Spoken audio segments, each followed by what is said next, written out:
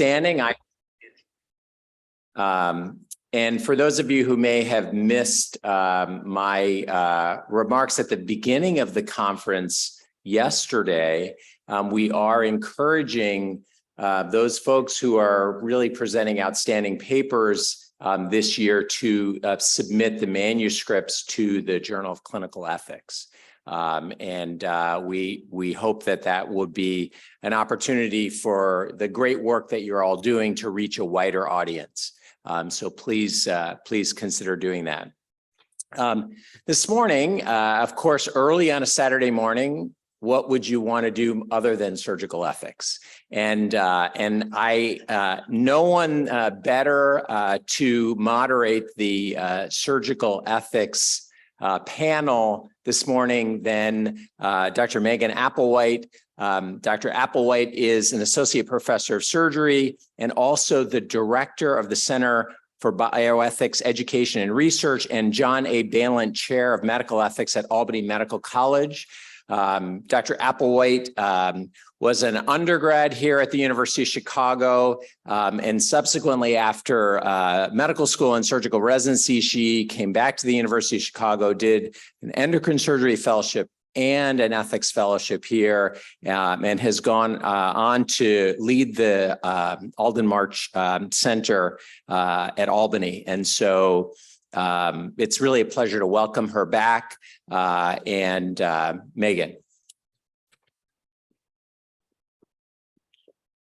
It's okay. It's okay.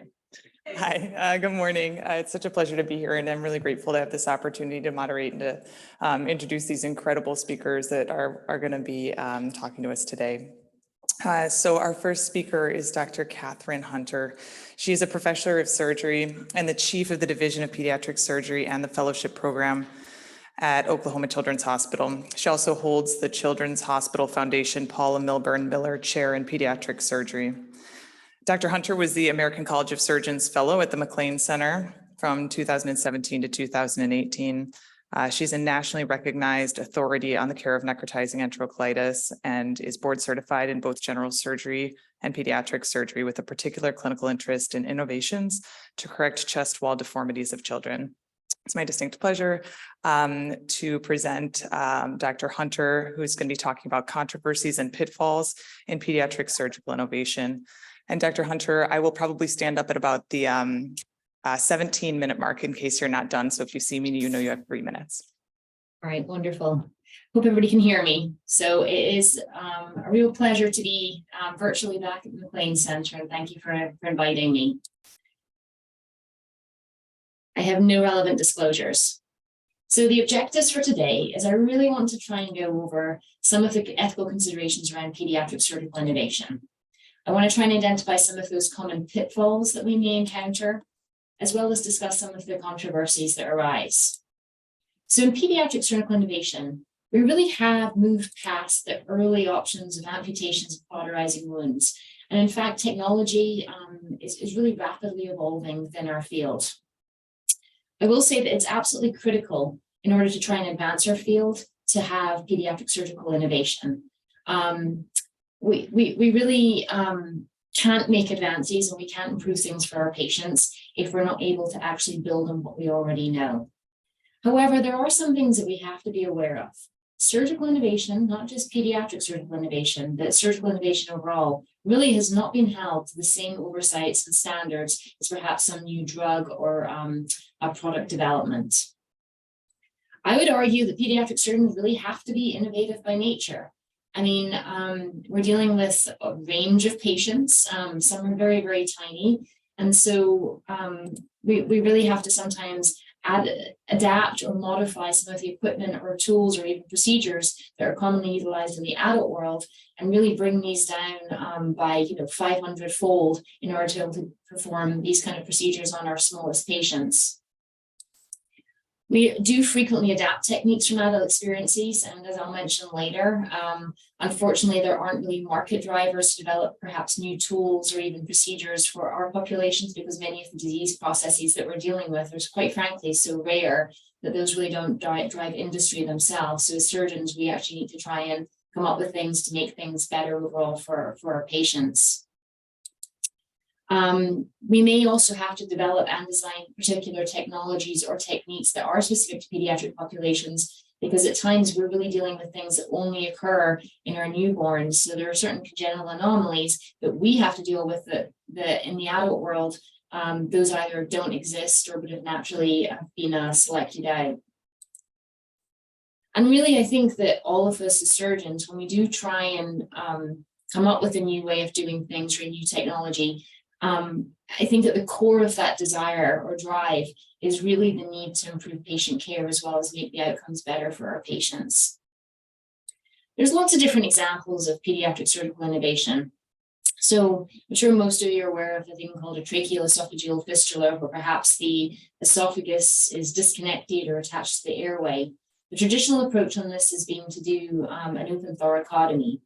People have worked really hard in recent years to adapt some of our very, very fine, minimally invasive thoracoscopic approaches to do these procedures. But bear in mind that you're working in a tiny, tiny cavity. It's approximately that size. So you can't use standard laparoscopic instruments. And also just identifying where you're working isn't an area that typically people will be working on identifying blunt ends of an esophagus and pulling them together. In the pectus world, so folks who have pectus excavatum, the traditional approach used to be an open surgery called a ravage. And Dr. Nuss several years ago came up with a way of implanting a metal bar that you would then flip into position to repair a chest. That's generally become a gold standard, but there have been several modifications over the years to try and make this better, several ways of stabilizing, and even really a hot topic has been the best way to try and control postoperative pain in these patients using cryoablation. For patients with gastroschisis, traditionally patients used to go immediately emergently to the operating room to be closed. Then silos were introduced, and now it's rare for us to take a patient with gastroschisis to the operating room. Oftentimes we'll end up performing a thing called a sutureless closure. Rarely new technologies are also developed, but again, the market forces typically aren't there. These are just an example of two products that are a smaller caliber, which can be used in some of our tiniest patients. So what are our considerations? And how do we know if these are things worth doing? Well, when you look at the literature, actually about 50% of the innovative surgical techniques are only presented as case report or series. So we're not talking about large randomized clinical trials. And I think one of the areas in surgical innovation in general is that kind of confusion for what's experimental versus what's innovation, and is there space for innovation in there in an ethical framework. You always must check your presumed benefit against any complications. Does this have equipoise? And whenever you're considering a new technique or operation, ask yourself, is this safe? Is this going to be more effective with fewer side effects? And then also we do have to be fiscally responsible. Is this cost effective? So when considering a new technology, you have to find this balance. You really do want to promote advances in therapy and encourage innovation, but you must at all costs preserve transparency, disclose that this is perhaps something that's more innovative or that you have a limited experience with to your families, maintain patient safety, and also protect patient autonomy in these decision-making processes. In pediatrics, we have a unique challenge. We're dealing with the pediatric patient, and the pediatric patient is diverse. There's a diversity of age, developmental staging, and ability to participate in their own healthcare decisions. Children also represent a vulnerable population, and so all of those things must be considered when thinking about developing a new innovation. We also deal with very hopefully engaged healthcare proxies for taking care of children, but not every family comes in the same shape or size. Not every family is a traditional family unit. Sometimes there's discord between patients, families. Sometimes there's absent family members. And also those considerations must be taken into account whenever you're working through in the informed consent process regarding an innovation. So how do we frame an innovation? You can think about a term called the 5 Ps of innovation. And I will tell you, when you start looking in the business literature at this, the Ps differ depending on who's writing the paper, but these ones I think kind of make sense to me. So the first one is purpose. So kind of the why are we doing this? Usually we're doing it because we're responding to certain drivers. So sometimes it's public demand, but oftentimes it's really based on patient need, perhaps an emergency situation or a challenge. Place. So I encountered this actually at one of the institutions that I worked at. It wasn't what I would describe as a particularly innovative procedure that I was bringing there, but it was something that had never been done at that institution before. So that in itself is a type of innovation. And so you can think of that as bringing a new way of doing things into a new jurisdiction process. So sometimes it's not that you're coming up with a completely new thing, it's that you're coming up with a new series of events that make things better. So you can do this sometimes through isolated events or sometimes repeated or new combinations of activities to make things better. And there could be innovation in there too. There's also things like developing a new product. So I showed you the very tiny ligature device. That would be a product. I suppose with the NUS procedure, those bars that were developed to be able to be flipped into place, those are also a product. But there's also another important consideration when you're thinking about innovation, and that's the person who's doing it. And I think that the person, we're really talking about the surgeon. And there's a great responsibility with that individual. And there's certain key characteristics that are also found in folks who are the innovator. They have to be not particularly risk adverse, which is kind of funny because I think that many pediatric surgeons are quite risk adverse, but nonetheless, I guess we're not all that way. They also need to be somewhat creative, but they really, and this is very important, need to be an expert within the general area already. It really wouldn't do to have somebody come in with absolutely no background in the anatomy or the standard procedures and then try and come up with something altogether new. It doesn't mean you can't collaborate with somebody like that. It's just that's not the person who should actually be doing it. And the intention as well really, really matters. The intention to do good and to improve things. So when we think about treatment innovation, there's a few ways of discussing this. So first of all, there's experimental or preclinical, and these are kind of innovations that perhaps haven't been formally evaluated in humans, and these are experimental. So the things like phase 1 and 2 clinical evaluations and randomized clinical control trials. We're all aware that in 1979, there was the National Commission for the Protection of the Human Subjects of Biomedical and Behavioral Research that was created, and that's the Belmont Report. This really did discuss what was acceptable in research and also what's acceptable routine practice of medicine, but it also does give space for surgical innovation. And indeed, at the edges of the boundary between research and clinical care is innovative therapy, and it is different. But what's the difference? Well, research really is an activity that is designed to test a true hypothesis, and it does require IRB review. You have to know where you are on the spectrum. And the Belmont Report does offer a framework for recognizing innovative therapy in surgery and does allow for a process of review other than just the IRB, where the goal is to protect patients, practitioners, and also the institutions. When you have this process, it really has to focus on achieving high quality care, but also introducing that innovation transparently in a publicly defensible way. And there are certain considerations that we'll talk about in just a second as we go through this. So the activity of innovation really is to enhance the well-being of the patient. And you also have to have a reasonable expectation of success. And that in innovative therapy is really intended to benefit that patient. And there is a possibility that there may be unforeseen outcomes, but we also are expecting overall to have a better result. You can't know that, but the intention again matters. And when you're introducing this type of new innovation, you really have to ensure that the implementation includes a team and a surgeon with the prerequisite knowledge and skills to effectively deliver this. And there needs to be an oversight of the outcomes that's maintained on at least a peer-reviewed process, I would say. So when we think about defining the categories of surgical innovation, all the way from the top is practice variation. So I always think of that as, something as simple as like a gastrostomy tube.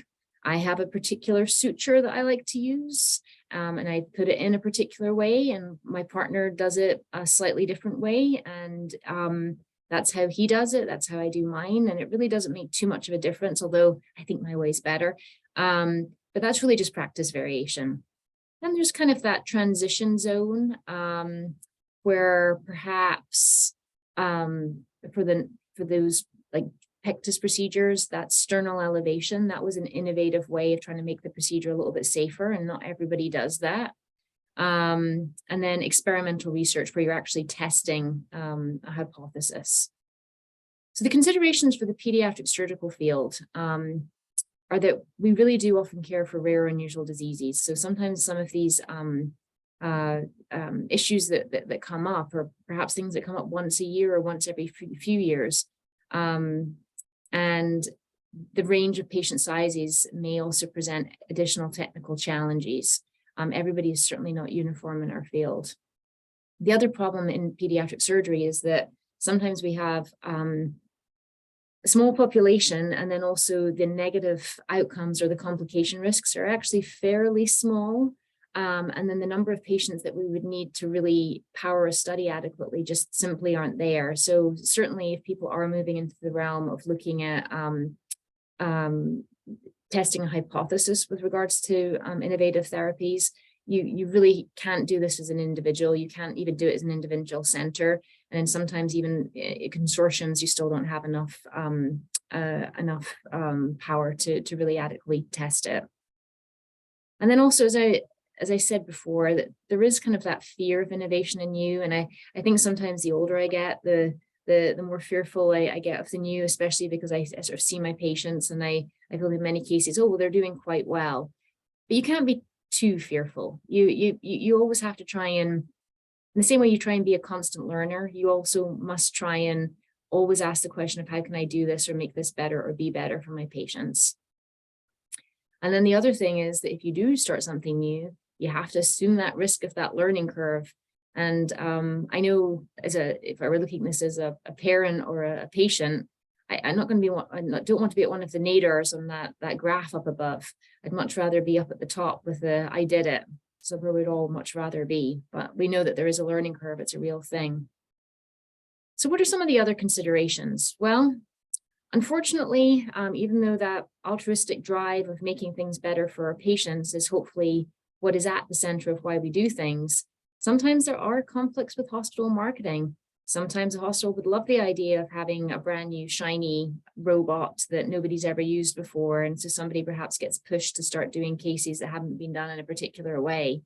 Also, sometimes those types of forces can lead to some financial benefits or perhaps academic benefits to those that are early adapters. So it really must be checked that those people that are adapting, it really are, as I said, expert and reasonable people to be the ones to kind of take those next steps towards the more innovative type of procedure. You also want to make sure that the surgeon who's doing it is not as unbiased as possible. Sometimes folks get kind of carried away with the idea of it being something new. And I personally find it helpful to almost do like mini timeouts. If you are getting overly enthusiastic about something, just to almost check yourself. And it's also a reason why these things I think are better done in a multidisciplinary team type approach, so that you can have checks and balances within your own group. We also live in a world where healthcare isn't free, and there are such things as financial toxicity. So cost considerations really must be held in check as well. And then that informed consent and disclosure to patients and families. I do think it is imperative that if you are doing something that is more than just a practice variation, although not experimental, that you do have that discussion with the family and you disclose that what you're doing and why you're doing it, and make sure that they're on board with it. So how do we evaluate a proposed innovative surgical therapy? So the first question you have to ask is there any evidence to support its safety and efficacy? And then you want to try and decide whether or not this innovation is driven by technology. Is it just because we have the technology, or is it really patient driven? I would argue that if you're doing it just because it's technology and there's really no published evidence, I would argue that an IRB would be appropriate in that particular situation. However, if it's truly patient care driven and there aren't other good options, and it's reasonable and something that's been described at least in some way in a related field, that would be suitable, I would say, for peer review within the context of innovation. You can also sometimes ask for things to be available on compassionate grounds. And in those cases, really, you must recommend having your hospital ethics committee involved. You also have to consider, like, how we're going to do this safely. So is there going to be some surgeon or surgical team training in order to have this accomplished? And then are there any conflicts of interest? And if you are testing a hypothesis, you must consider an IRB approval. And that's really the easiest way of kind of thinking of it from my mind. And the innovation should also be available to all that qualify. So you're not just going to be using this brand new shiny technology on your wealthiest patients, nor are you going to be testing on those without insurance. That would be completely wrong. There's an ethical model, which is very helpful. It goes through the key factors that I think are necessary. It tried to clearly define the characteristics of surgical innovation into 3 distinct categories across a continuum. So they really think about it as practice variation, transition zone, and experimental research. And it really is a practical, systematic method to try and help your surgeon decision-making. When you look at the slide, this is kind of a flow diagram of how it is. You kind of go through it by asking yourself, is this practice variation? If it's not, is it experimental research? So always just ask yourself, am I actually testing hypothesis? If it is, then you need to go through your IRB and your institutional guidelines. If it's not, then those are your transition zones. So type A are really innovations that you have to do spontaneously, perhaps as a response to an acute problem in the OR. Type B, those are ones where it's perhaps not life-threatening, but it could be threatening limb, and there really isn't an adequate therapy, and there really isn't a good approach to try and counteract this problem. And type C are the ones that I think are a little bit more difficult to categorize because those are premeditated or planned interventions. But there may be some semi-urgency that there really just aren't other good options available. And all of those you can work with using the ethical model within the framework of it being pediatric surgical innovation. As I begin to conclude, I would just say there are lots of opportunities for innovation. Last year, I especially enjoyed partnering with our smart engineering undergraduate school to try and come up with a better way of doing some bracing for pectus carinatum. So it's fun. I don't think you should be afraid to think creatively. I think that we're at the bedside and we encounter a lot of these problems, and we really have a wonderful, unique opportunity as surgeons to come up with ways to make things better for our families. And we also are the ones who I think we do know the questions to ask, and we also know the problems that we see. So why not ask how to make it better? So in conclusion, innovation really is critical to the evolution of our fields, and I really think it has been intrinsic to our practice. We really need to understand the ethical issues to better allow us to address these and make sure that we're doing it in a fair and ethical way. And then also that understanding that really not all innovations require an IRB consent. However, informed consent and disclosure are absolutely critical.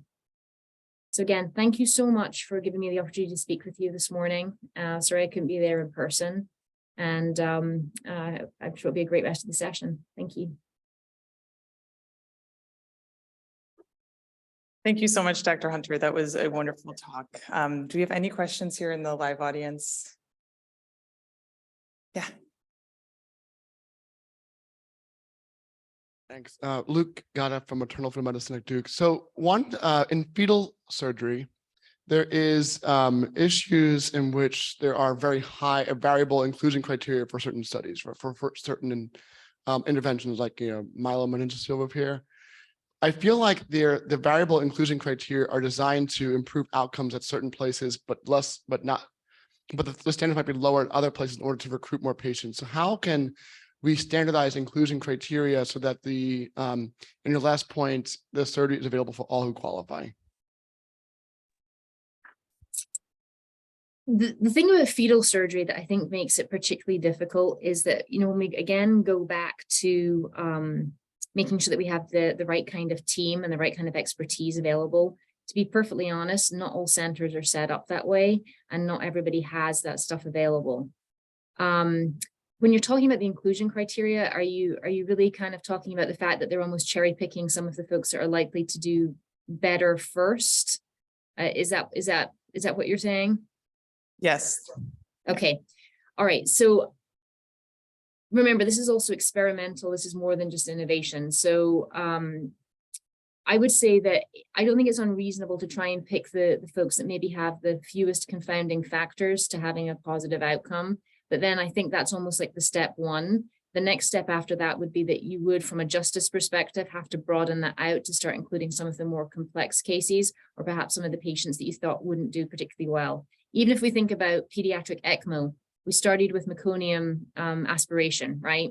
You didn't put people with sepsis on, you didn't put people with congenital anomalies on initially, and now look where we've come. So I don't think it's wrong necessarily to start with perhaps a more desirable or optimized population from a clinical perspective. But I do think that as you move the technology through and the advancements are made, you absolutely have to broaden it out to more people to give everybody a chance. I hope that answers your question. Yes, thank you. Any other questions out there? Okay, good. Thank you, Dr. Hunter. Our next slated speaker was Dr. Sarah Scarlett, who is intending to talk about whether or not incarcerated patients face delays in access to emergency surgery, which was a talk I was particularly looking forward to, but she's unfortunately sick and was unable to make it. So we will skip ahead to Dr. Teresa Williamson. Dr. Williamson is a neurosurgeon and surgical ethics researcher who cares for people with all types of spine disorders, as well as brain and spinal trauma. Her clinical expertise includes tailoring an approach to best fit the patient and their disease, including using minimally invasive techniques. Her research focus is neurosurgical decision-making and the patient-doctor communication, as well as healthcare disparities. She combines bioethics theory with empirical data science to tackle complex decision-making problems in neurosurgery. Dr. Williamson is a member of the Center for Outcomes and Patient Safety in Surgery at the Massachusetts General Hospital. And this morning she'll be joining us remotely to give her talk entitled "The Myth of the Ideal Surgical Candidate, Using Shared Decision-Making to Decrease Bias in Spine Surgery Allocation." Thank you, Dr. Williamson. Thanks so much. Can everybody hear me okay? I'm going to go with yes. Awesome. Thank you. Thanks for the kind introduction and for having me here. It was just a couple of years ago that I did my surgical ethics and clinical ethics fellowship at the University of Chicago. I was hoping to come back in person, but I'm still really excited to be with you all today. So I'm going to talk a little bit about this idea of very elective surgery. It doesn't always feel elective in the eyes of the patient, but from our standpoint, what we define as elective surgery and how bias can creep into the way we decide who's a good surgical candidate, quote unquote, and who ends up getting surgery, both from the patient and physician factor standpoint. Nothing relevant to disclose for this presentation. So what I want to talk about first is, in order for this talk to work, you kind of have to believe that spine surgery works. And I know that not everybody believes that, and probably for good reason. And it doesn't work in all cases. So I'll just talk a little bit about a case to try to prove to you that what we do is sometimes helpful. And then how spine surgery allocated. So how does it look, when we look at the distribution of a population, who gets spine surgery, who gets it where, and what about that may or may not be problematic? And then what would it look like to have just allocation of spine surgery for patients to get improvements in outcome? And I'll share some pilot data that admittedly, the title of my talk is a little bit ambitious in terms of what I was going to get done research-wise. So you'll see some pilot data and what's coming next as well. So here we go. Here's the part where you start believing in spine surgery. So this is an MRI presenting with permission from a patient of mine who's in her 80s. And she came to me after, months and months of not being able to walk outside of her house because she has a problem called neurogenic claudication. You can see here, so this is her lumbar vertebrae, lumbar spine MRI, her belly here, skin on the back here, nerves are running down the middle. And so nerves should kind of look like this, nerves in the middle with fluid on either side, but you can see at L3-4 and at L4-5, you can't see any spinal fluid at all. Her nerves are totally pinched. So basically, every time she would try to stand up or walk around, it would feel something like this. And she was literally leaning object to object in her house and wasn't able to leave her house at all. So she has a problem called lumbar stenosis. It's a degenerative disease.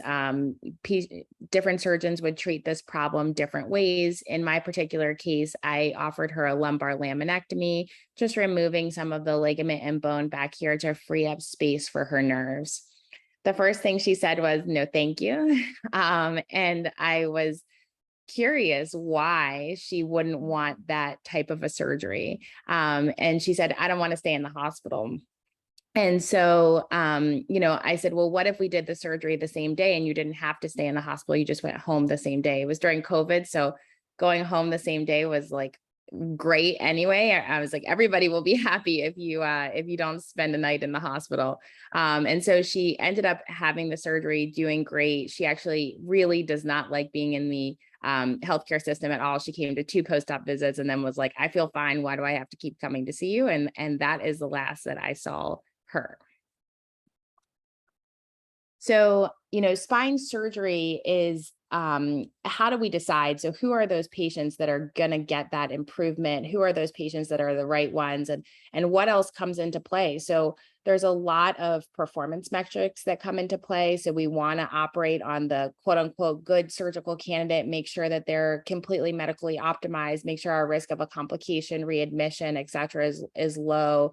We also want to make sure that the patient does well, right? So we want to pick the right, if you ask 5 spine surgeons for an opinion, and maybe you have at some point in your life, you probably got 5 or 6 different opinions of possible approaches. And so it's really common that we don't know exactly what the best way is to treat the disease. So there's a lot of room for variability. And then there's a huge financial incentive, right? It costs $75,000 to do the average spine fusion surgery, and it's a $90 billion industry in the United States. And so the first question that we wanted to ask is, in our health system of Harvard Medical Affiliate schools, how do we allocate surgery? So how do we decide who's getting spine surgery? And not even how do we decide, but just how does it look at the end of the day? And so we actually wanted to know that in relation to the patient reported symptoms. So instead of just seeing, what are the demographic factors or the clinical variables, we looked at those, but we also looked at what are patients reporting that's, sort of that symptomatology that's getting surgery. And so in order to do that, we've been collecting for 7 years the PROMIS outcome, patient reported outcome measures for physical function and for pain interference. And so these, the mean score is a 50. And so it's kind of this standardized idea. They ask questions like, can you walk outside your house? Can you get dressed? How much does your pain interfere with your ability to work, to cook dinner? It's trying to get at more of the actual functional decline that can come from spine problems. And so we looked at those symptoms and we tried to associate them with which type of treatment the patient would get. Conservative management, meaning something like physical therapy, medications, injections, and then surgery. We wanted to also know if there's any role for variability or bias within that had to do with demographic factors such as race, ethnicity, and insurance status. And here's what we found. So these are the results. So 22,374 patients completed the PROMs at our baseline. I'll just point out before even, talking about this, we do have a fairly homogeneous population at Mass General when it comes to race, ethnicity, and when it comes to insurance coverage, and not just Mass General, but in the entire health system.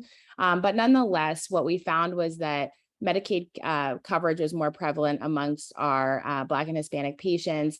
They reported more pain and less physical activity at baseline, and were less likely to receive an interventional treatment, and that was statistically significant. So really the takeaway is that white race was associated with higher odds of receiving surgical treatment. And this is despite reporting higher pain interference and more physical dysfunction for Black and Hispanic patients.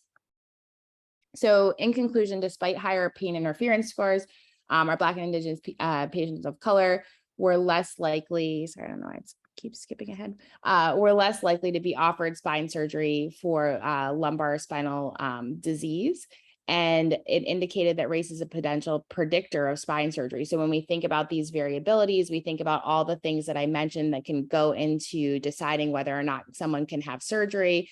I think this helps to support the idea that some bias can creep into that decision-making process. And, you know, it's not clear where it's coming from. So, or I think it's coming probably from a lot of these factors in the figure down here, where there are some patient factors, right? There's my patient that her, you know, when I explored a little further, she's an African-American woman, and she had a family member who had a bad experience in the healthcare system. And she thought that, you know, hospitals were places you went to die, and she might not be wrong in a lot of scenarios. And so that's why she didn't want to stay overnight. So there, you know, there are some patient factors that would have led to a poor outcome and not getting surgery in her particular case. Then there's provider factors, right? We all have our own biases. We also have our system pressure. We have our, you know, sort of do the bigger cases, do the ones that are going to get people in and out of the hospital more quickly. That throughput puts a real pressure onto providers. And then there's some environmental factors. So what about, you know, where you live, whether or not you have access? We actually know that Black patients, they did a study in Florida that showed that Black patients were more likely to go to a lower level center and have more complications. So there's some center specific effects, environment specific effects. If you live in a very rural area, it can be very difficult to get to that type of a center of excellence, for example. And then, you know, what about who you're caring for at home, work, taking time off, etc. And so in the sort of ideal world of decision making, we would think about some of these treatment pathways. So we would have a patient symptom. So particularly in spine surgery, we're looking for people that have dysfunction that's interfering with their quality of life. That's what the insurance companies are looking for sure, but I think they're on to something. And then, you know, patients or the patients that have a neurologic deficit, patients that have tried other therapies first. And then we would want to assess the patient's goals and think about, okay, what are your goals? Are your goals to walk out of the house again, or to have complete pain relief? Are those goals realistic? And what are the treatment options? And then find a treatment option that fits the patient goals in a treatment decision, which sounds relatively straightforward, but I think given kind of everything that happens in spine surgery and all the things that can play into it, it can be challenging to come up with a treatment decision that does all of those things and aligns in that way. So when we're wondering, you know, where do we lose people in surgery? I like this meme. When I lose something and someone asks, where'd you lose it? It wouldn't be lost.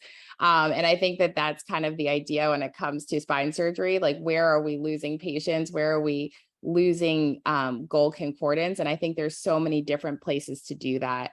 But one of the things that we started to work on in terms of possible solutions is looking at a shared decision-making tool to give patients more information. And I'll show you some of sort of the early data that we have with that tool. And so this is a HealthWise decision aid. It's a validated decision aid that we've been giving to our patients, looking at lumbar spinal stenosis, trying to explain which types of treatments are right for you in particular. And so it's actually like a sort of interactive worksheet and or video, depending on how the patient accesses it. And they get to look at, okay, this many people get better with surgery, this many people don't. I have a lot of people look at that and they're like, oh my goodness, why would anybody ever have surgery? Which is kind of funny. I think that usually means that they've got the right idea. And then it helps you to look through what the options are going to look like down the line as well. And so here's our sort of prelim data with that. So we have packets on lumbar herniated disc as a diagnosis and lumbar spinal stenosis.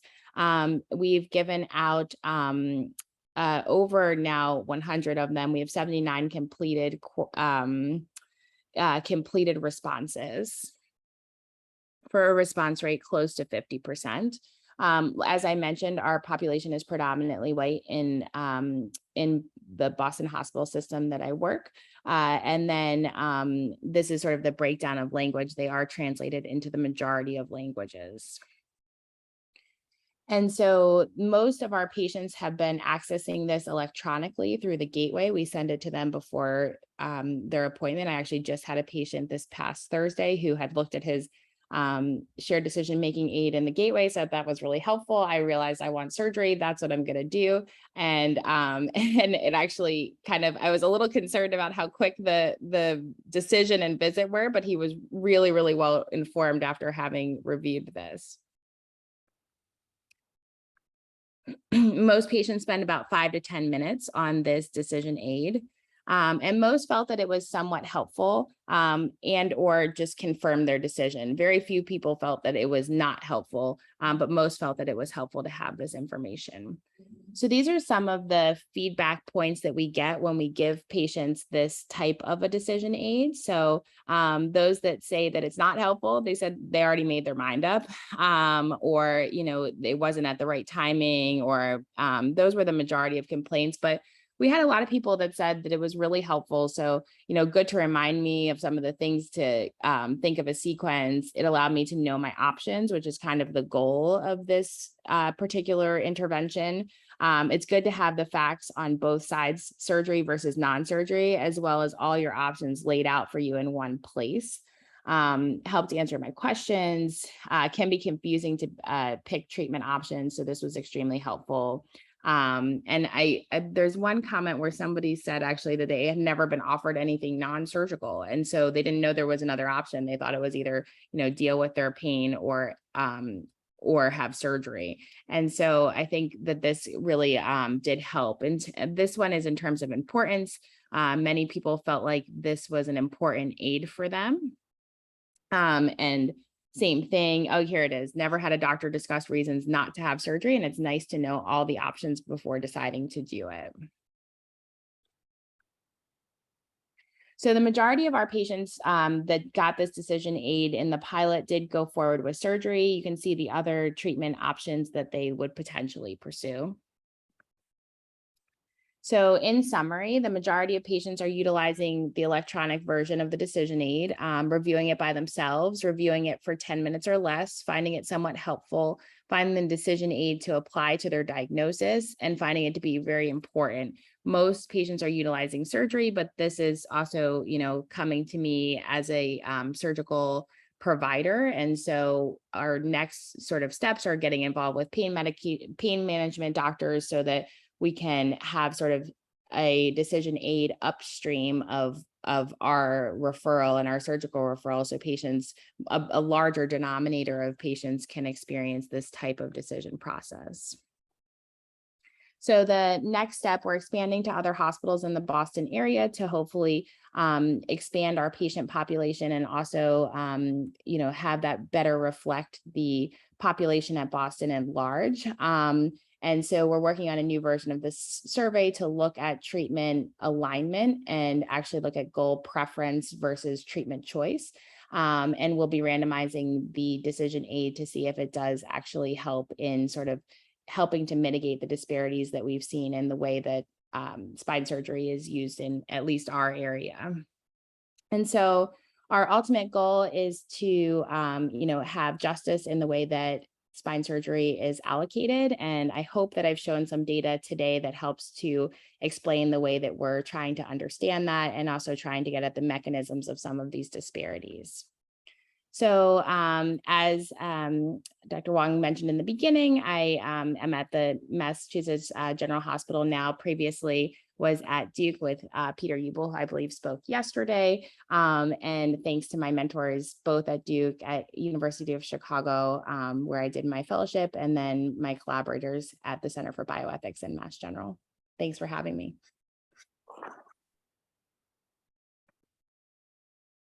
Thank you so much, Dr. Williamson. That was excellent. Any questions here from the on-site group? Dr. Angelos? Oh, let's start back there while we've got the microphone, and then we'll come loop down. Yes. Thank you. Hi, Steve Sherson from University of Chicago. I appreciate the talk.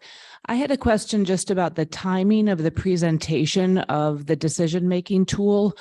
Was it given to patients sort of at the same time during their diagnostic process? Because looking at some of the negative feedback, it seemed as though some people thought they didn't have enough information to benefit from the tool.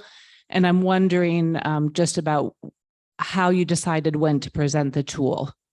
Yeah, so right now we're presenting the tool prior to consultation. So a 1 week prior to the consultation. It's based on some of the data that the Health Decision Science Center at Mass General has, kind of just replicated in the past. So that's part of it. And then also it's a feasibility issue. So just knowing the patients in clinic, kind of getting the list and the diagnosis.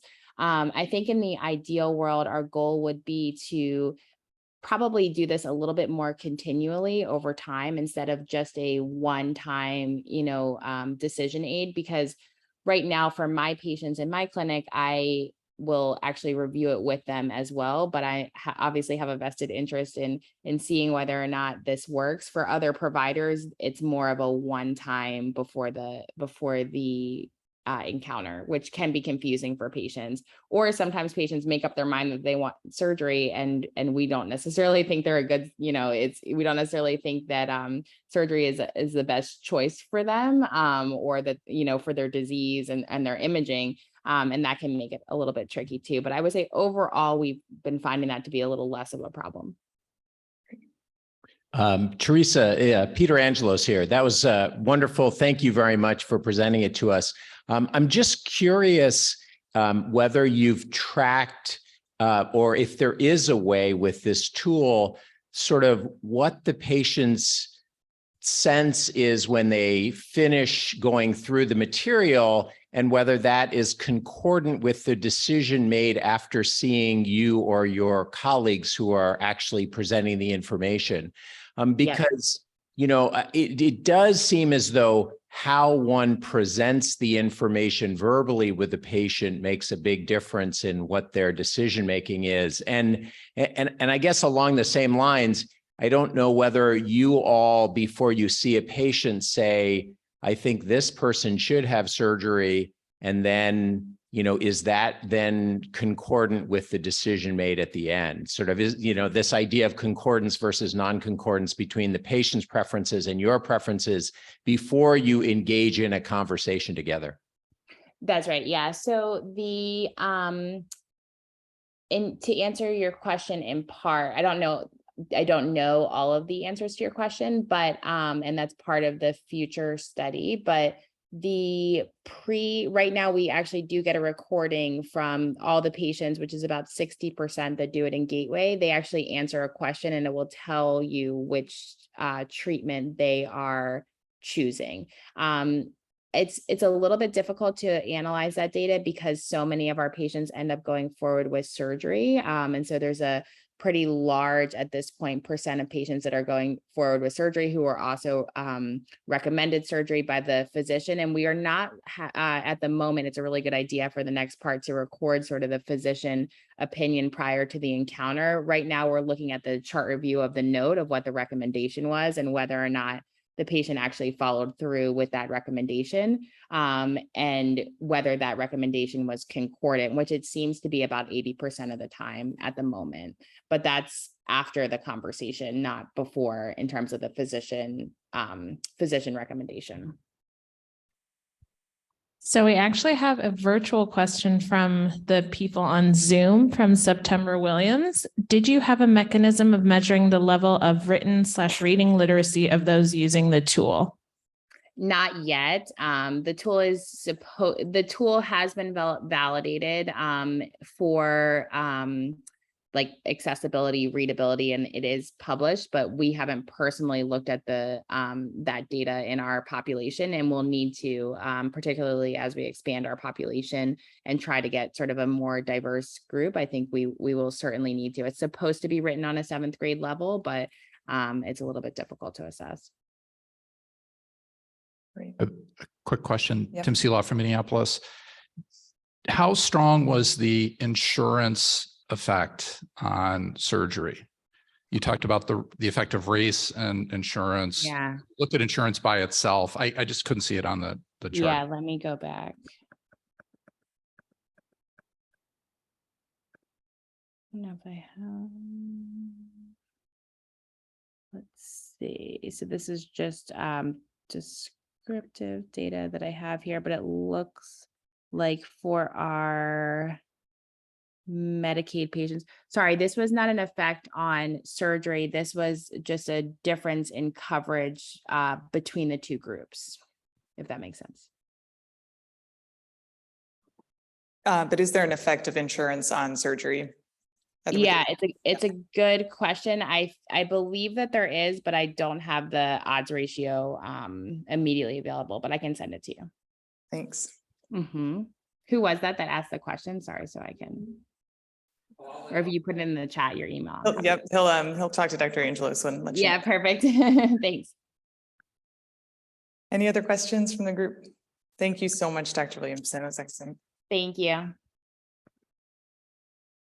So our next speaker, who we are privileged to have today, is Dr. Alex Langerman. He is a practicing head and neck surgeon whose research focuses on the intersection of ethics, performance, and data science in the operating room. His major contributions to surgical ethics address the challenges of transparency and surgeon-patient communication and include topics such as decision-making for anesthetized patients, surgical efficiency and logistics, and the implications of video and data recording in the operating room. And he's a very nice guy. Yeah, how about that? Thank you. So nice. Well, thanks so much. It's such a privilege to be here. And, it's exciting to see everyone again. Mark, thanks, for the years of inviting me and encouraging me. And Peter, congratulations and thank you for being, in fact, I think my oldest mentor in surgical ethics, the first paper, and what a wonderful venue to be celebrating this transition. So congratulations, everybody.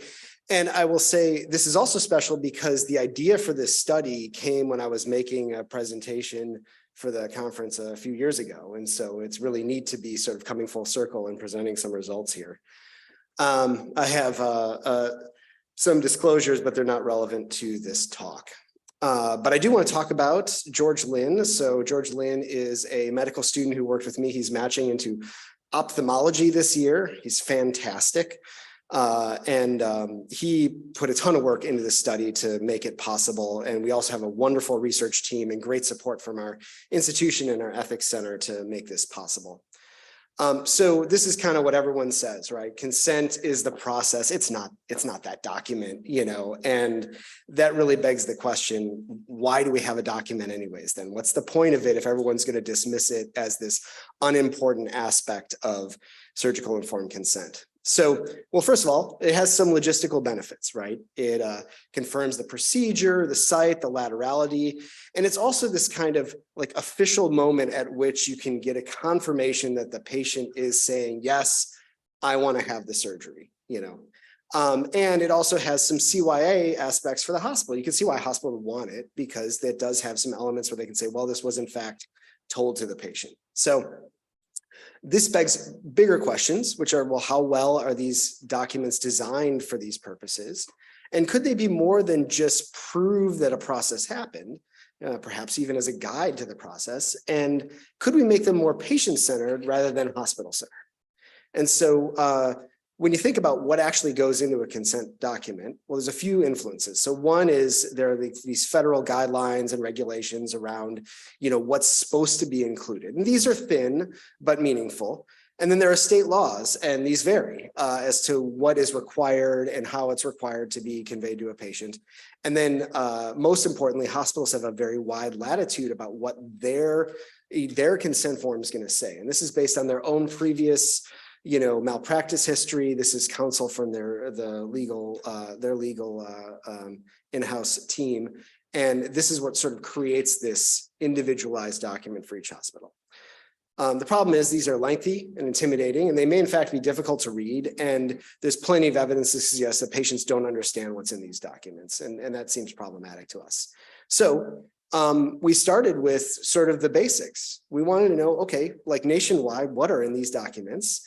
Are they indeed readable or not? And, maybe as we begin to look into this, could we work towards an ideal informed consent document? So our sample came from the American Hospital Association database, the largest database of hospitals and sort of a gold standard for studies about hospitals. And we wanted to capture, first of all, high volume hospitals where a lot of patients are seeing these forms.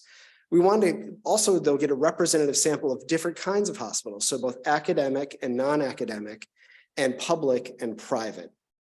And so here we identified hospitals based on this rubric.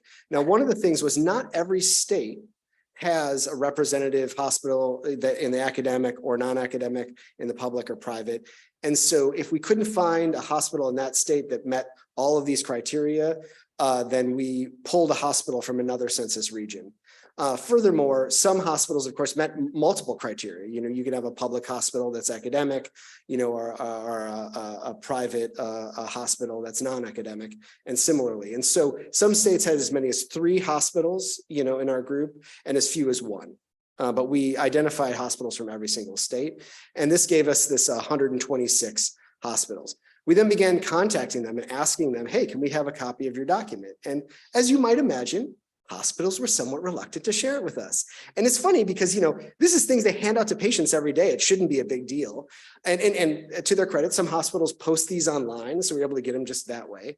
But for many hospitals, we had to go through their risk managers, we had to go through their legal counsel, provide all of these reassurances. We, of course, had IRB approval for this study, although it's not human subjects, but just a promise that we had really consistently ensured that we would keep these documents private to us and analyze them. But this was a challenge. And this is where I give George Lynn a ton of credit, because he had to work on this for like 8 months just to get the 104 documents that we collected. What we did is we contacted hospitals a few times. If they either refused or if they just never responded to us, we moved to a similar hospital in that state, working our way down, or moved to another hospital in a census region. And after a few iterations of this, we said, okay, this is what we got. We're not going to badger people. And so we have this 104 sample, which is a nationally representative sample. And then we did a few things. So one, we categorized like what's in the document. We looked at the actual language and what kind of disclosures they were talking about. We calculated the reading level, and then we examined for associations. And these were things like region of the country, the type of institution that we were looking at, and also the social vulnerability index, which is a multi-layer index looking at how vulnerable the population is from a socioeconomic and other standpoints in the region or the area the hospital is serving. So our final sample of 104, these documents are seen by over 3 million people per year and represents about 10% of the surgical volume. So we are really capturing these documents that are being seen by a lot of patients. It's meaningful. And it was spread across the country, consistent with the number of states in these census regions. And then we had a nice balance of academic, non-academic, public, and private. So we feel like this is a good sample of what's going on out there. And so then we first looked at what disclosures were in there. And so we had disclosures that were really common, things about like risk benefits and alternatives, and those sorts of things were basically present in every document. And these were things that it's not surprising to see, things like, you're actually assenting to the surgery, there's no guarantee of outcome, things we expect, although interestingly, not in every document. And then we had these sort of like medium frequency disclosures. And these were things like photo and video documentation. So we're going to take pictures, I give permission for the hospital or the physicians taking care of me to take pictures of my surgery. Now, what's notable about that particular disclosure, if you think about it, is that's kind of the language. Like, I give permission to take photos and videos, but I don't know if that's enough. Right? What are you going to do with the videos? Are you going to share them with the public? Are you going to use them for teaching or education? And we can dig into that. But the point is, like, just because it's in a consent form, A, doesn't mean it's worded appropriately. B, doesn't mean it should be in the consent form. Maybe it's better served for another document. And so it's just more, this is a picture right now. This is a descriptive analysis. I'm not claiming normative sense out of this that we should have it in there just because it's on this list. And then we have some lower frequency disclosures. And these were things like overlapping surgery, which is one of the things I spent a lot of time studying. And, not every hospital is academic, but there are more academic hospitals in that list than are represented with the overlapping surgery percentages. We don't know whether or not, this is 100% correlation with the hospitals that are doing overlapping surgery or putting in their consent forms or not. Past research showed that not every hospital had that in their documents. But the point is, with that being something that a lot of patients seem to care about and is getting a lot of attention, we might expect it to be a little more commonly represented in our sample. And this is true for other disclosures in there. And then lastly, we get these sort of low frequency disclosures, rarely seen. Kind of interesting to see that some hospitals have actually taken them on. One I'll point out for you is the exam under anesthesia, educational exam under anesthesia. This is a great audience for this because this is a topic that has received a lot of attention in the ethics literature, the idea that patients should actually affirmatively assent to a student doing a pelvic exam on them while they're asleep for a gynecologic procedure. That's the classic example there. And we only had a couple hospitals that included something about, I give permission for, students who are learning to perform an exam on me under anesthesia for educational purposes. And so that's something you say, wow, that's A, it's interesting, somebody's thinking about this, but B, that might be something that ought to be in more consent forms. And then another one that's in this list that's interesting is this idea of the opioid consent. So of course, we're in an opioid crisis, everyone's paying attention to this, but some forms had all this information about opioids. And other forms said, I have received information about the risks and benefits of receiving opioids, as part of my peri-procedural care, something along those lines, which is an interesting way to include information in consent form, because basically you're saying, I'm not going to throw all this like scary information at you in this document you have to sign, but we're asking you to acknowledge that we did talk to you about this topic. So maybe you don't have to carry all the content in the form, as long as you make sure that you raise this as something that needs to be talked about with the patient. We also looked at reading level. This is not going to surprise anyone, right? It's so 6th to 7th grade reading levels, what the NIH recommends for these patient-facing documents, and only 8 of our documents met this criteria. So, hugely high reading levels. This graph, tells a story, but this next slide tells a better story, right? If you look at an appropriate reading level, it's best for me, the provider may change their plan if they find other issues or problems during the procedure, versus this like referencing, paragraph 2 and above, and his or her designees or may not or would not, and like all this kind of legalese. You can imagine who wrote this, right? And it's not to knock lawyers, who are wonderful, important parts of our healthcare team, but like this was clearly like, that's like a legal document right there. And that has got to be scary as heck to patients. And you know what they do? They just don't read it, right? They sort of eyes glaze over and whatever you say, doc, and I'll sign it. And so that's probably not that good of a use of a patient-facing document. We did have some associations which were kind of interesting. So looking at areas that had high social vulnerability, there was a few things like they didn't have that disclosure in there where it's the opportunity to sort of revoke your consent at a later time, change your mind. And, some forms had more descriptions of like, what is surgery? It's cutting and burning and removing things and putting things in, and et cetera, et cetera. And they're more general, not specific to a procedure, but more general concepts about surgery. Those were also absent from those documents. This is something that we're going to look into a little more about whether that might place certain patients more at risk to not have those disclosures in. And I think that's for future thought.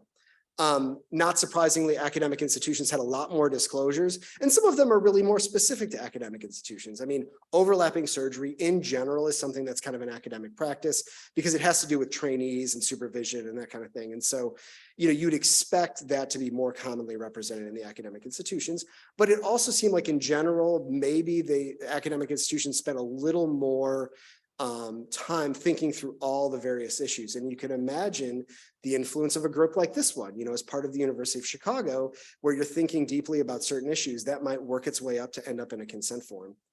Public institutions also had this sort of option for a non-surgeon to explain the consent. And then congratulations, Midwest, your reading levels were a little lower than the rest of the country, but still way too high. So some caveats to this.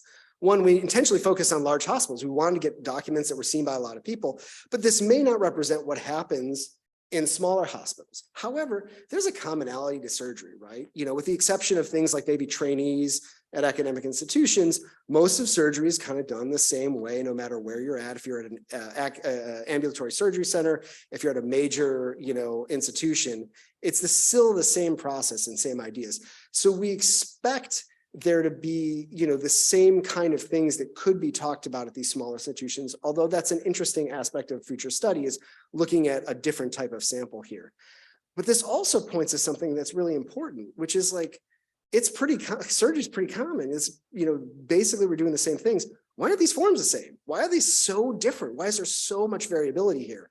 And, a nice analogy is the timeout procedure. For those of you who aren't surgeons, before we do a surgical procedure, we stop for a moment and there's a very standardized checklist that we do that we say like, okay, what's the surgical site that we're operating on? What's the procedure that we're doing? What's the laterality, that kind of thing. And that's a way to ensure that for a patient safety standpoint, everything gets talked about, across every hospital in the United States. Couldn't we envision the informed consent document kind of doing the same thing, ensuring that every patient gets the same important information about their surgery in some way? Secondly, one of the things that we couldn't look at, another caveat here, is state effects, right? So the state laws vary as to what's required in the document or how it's required to be presented. That is something that we're working on now.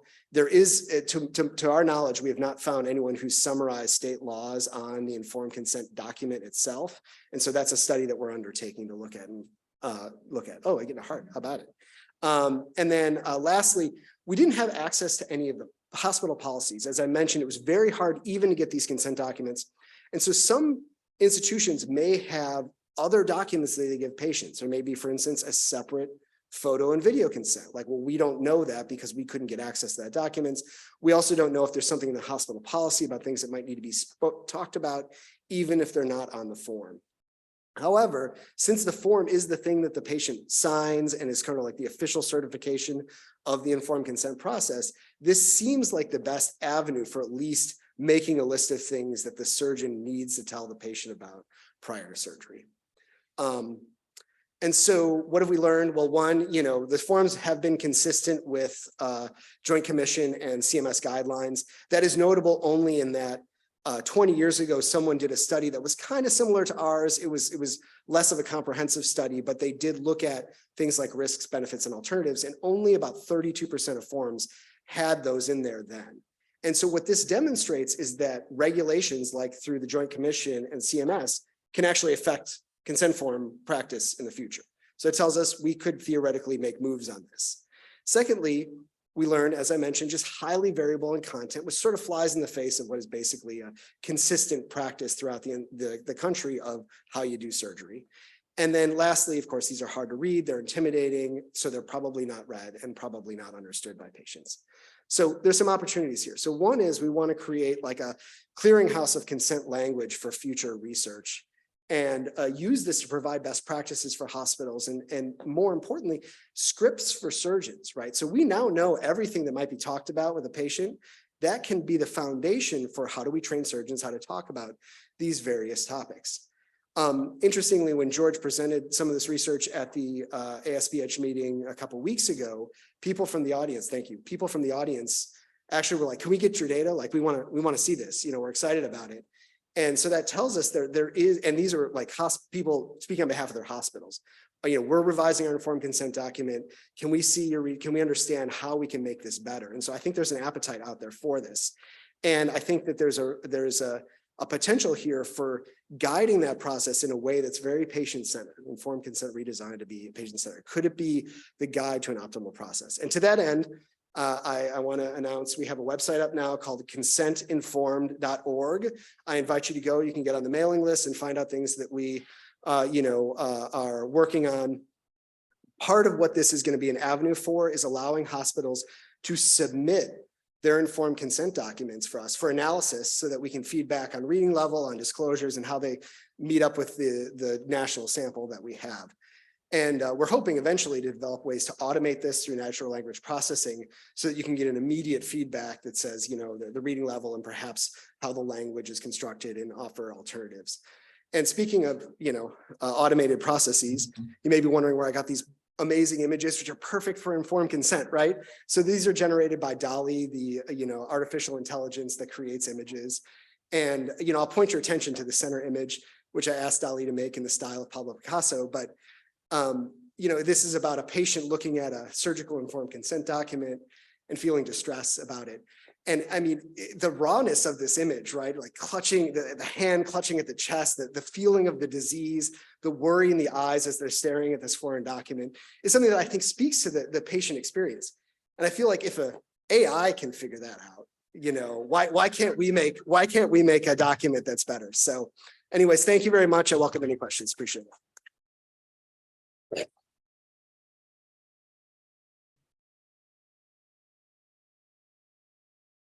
I can hear you, but whatever you like. It's coming.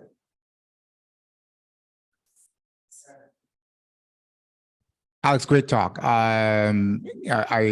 Anecdotes are just anecdotes, but narratives are powerful. So I had, when I was a Brigham Women's Hospital surgical resident, second year, actually third year, how could I forget? I collapsed and needed emergency heart surgery related to a congenital anomaly. Oh. Here's the crazy thing about that.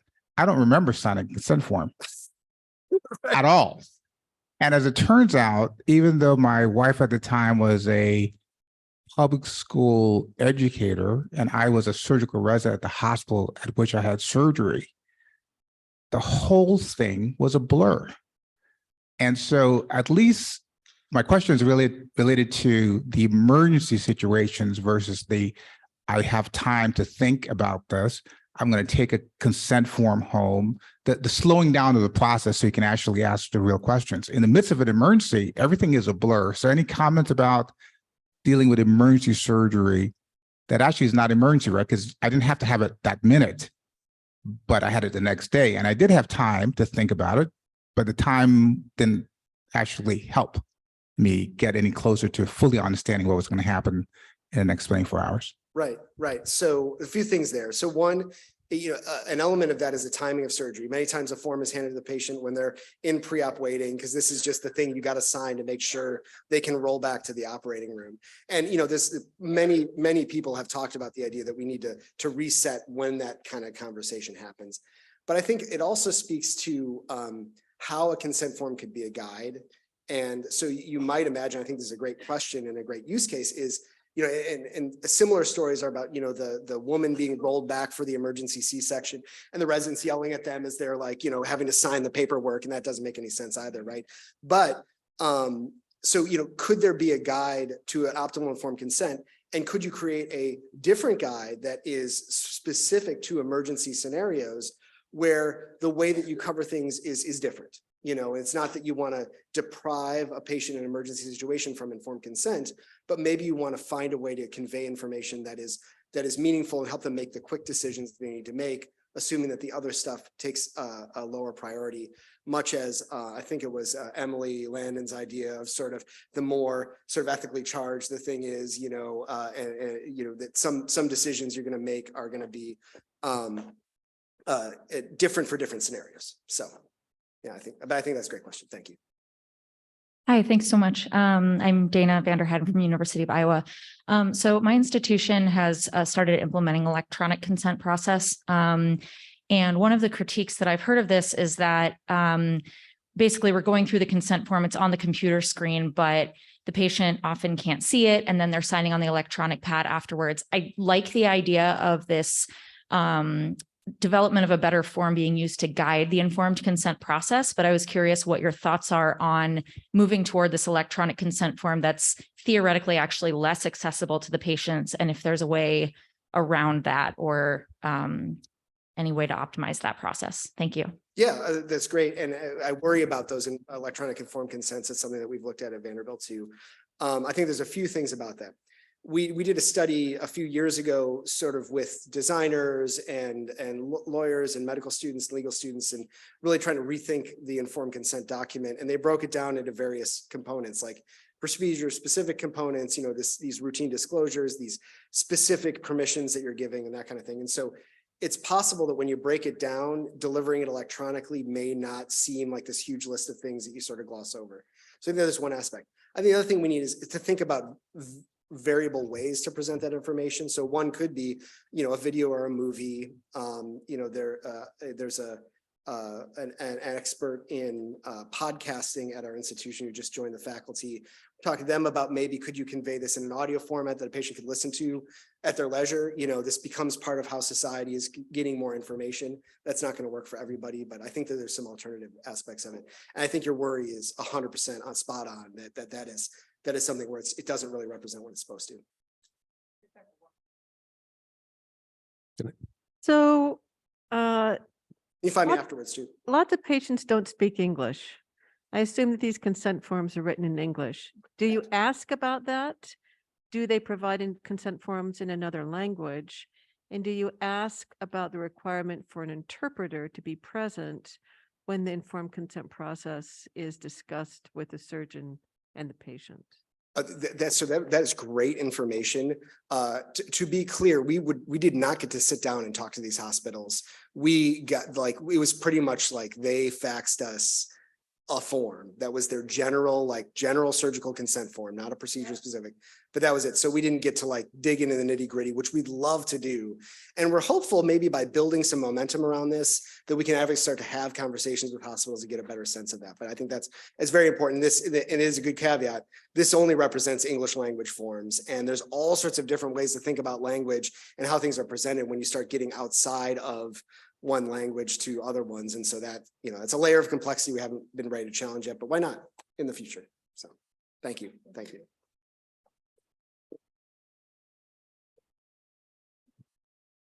All right, our next speaker is Dr. Gretchen Schwarze. She is the Morgridge Professor of Vascular Surgery and an Associate Professor in the Departments of Surgery and Medical History and Bioethics at the University of Wisconsin. She's joining us remotely today to talk about better conversations about surgery, every surgeon, every time.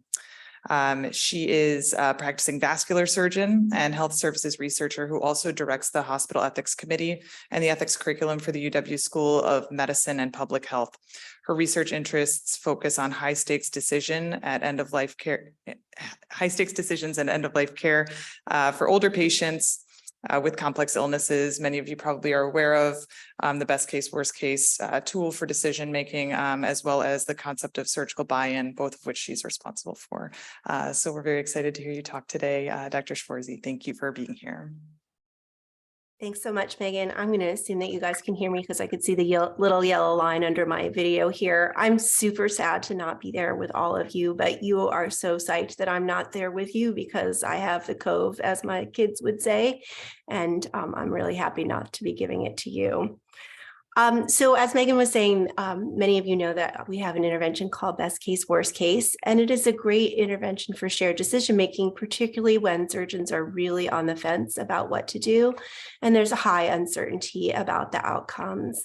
But we've been working on a new strategy that would be better for all surgical decisions.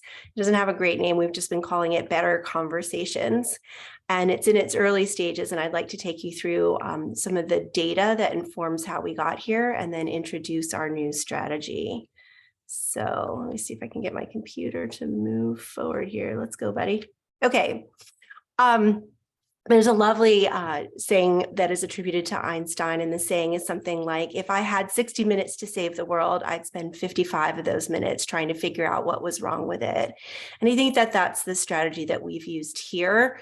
Obviously, we're not trying to save the world, but just to do a little bit better. So when we talk to our patients and families about major operations, the first thing they say is they felt like they didn't have a choice. And the second thing they say is that they were blindsided. They really didn't understand what surgery was going to be like. But now over the past 10 years, we've recorded more than 550 conversations between surgeons and patients talking about surgery. Most of them are older adults and many of them have multiple comorbidities.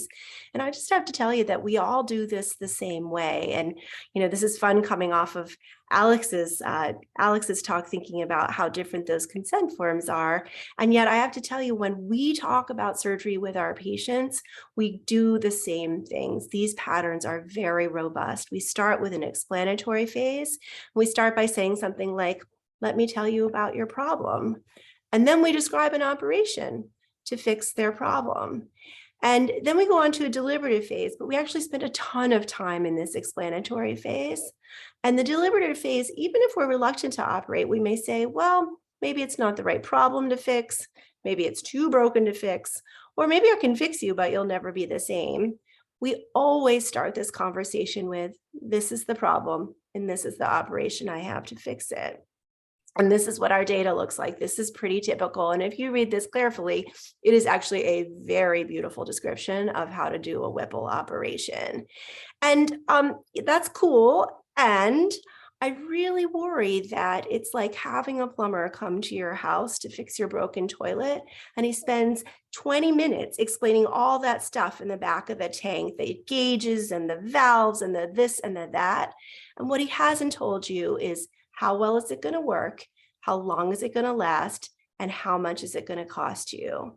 But if you look at the data, surgeons spend more than 50% of their conversation in this space describing patient's disease. They talk about stage, they talk about grade. We have a lovely esophageal surgeon that starts every conversation by talking about the 3 layers of the esophagus.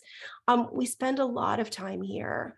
And where we don't spend time are places where we might be better off talking to patients about whether surgery is right for them, talking about their goals, talking about risks and uncertainty, and trying to get their opinions. The other thing we notice in our data is that in 75% of our conversations, there is no goal of the operation mentioned at all. And so you can see in this bar graph here that in about 50% of the time, no goal at all is mentioned. And about 25% of the time, the goal that is mentioned is to cure or to control cancer, which sounds awesome. And yet control or cure cancer is a means to an end. And without attaching it to that end, then patients are going to be confused about why we move forward with surgery. I had a lovely patient come to see me in the clinic years ago. He was 96 and they found a big aneurysm on his preoperative CAT scan for a TAVR. They had done his TAVR and the cardiologists were like, oh, Gretchen, you better fix his aneurysm. And I looked at him and I said, you know, the only reason to treat your aneurysm is to help you live longer. And he looks at me and goes, I don't want that.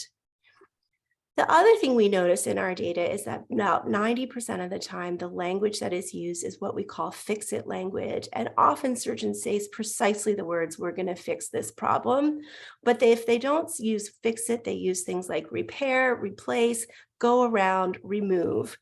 And that is hazardous as well, because if we don't mention the goal and yet we tell patients we're going to fix their problem, patients will attach their own goals to this fix.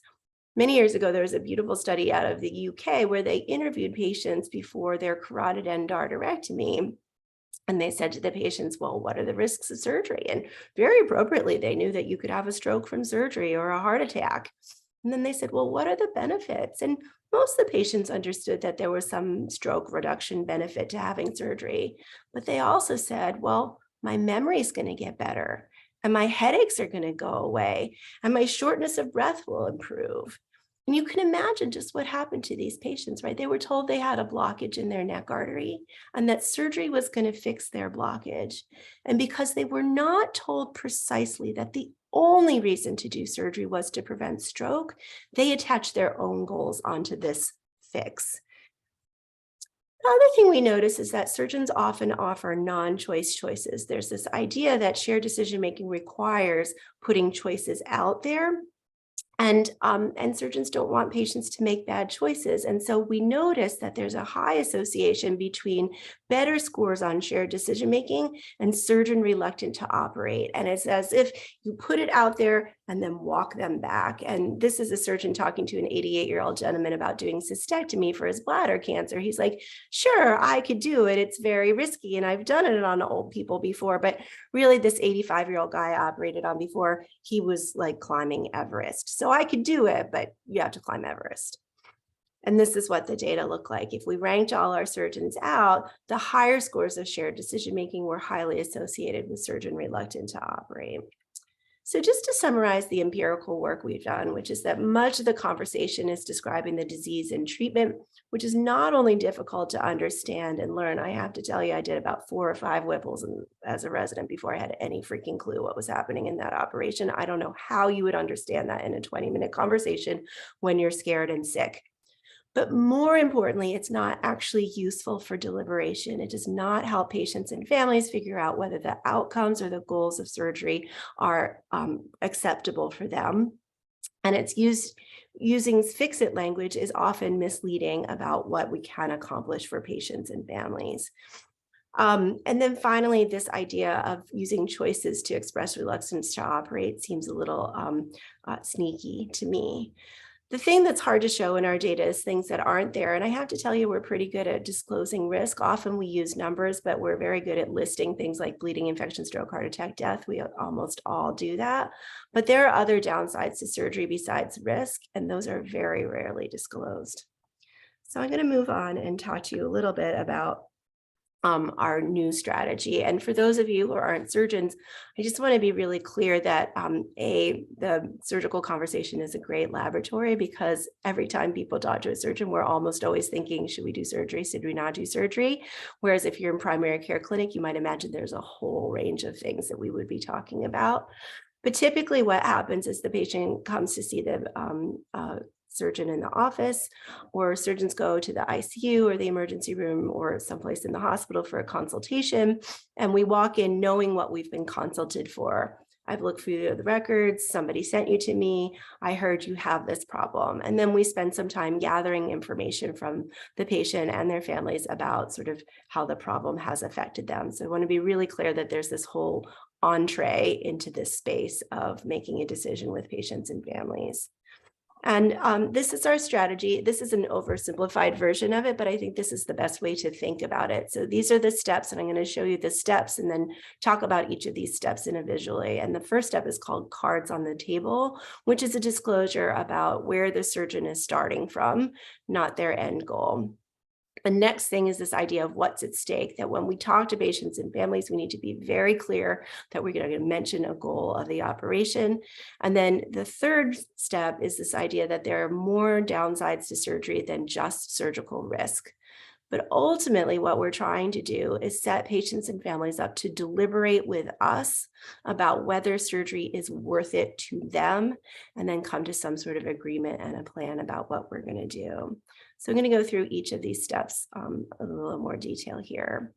So here's this first step, cards on the table, and I suspect this is the most controversial here.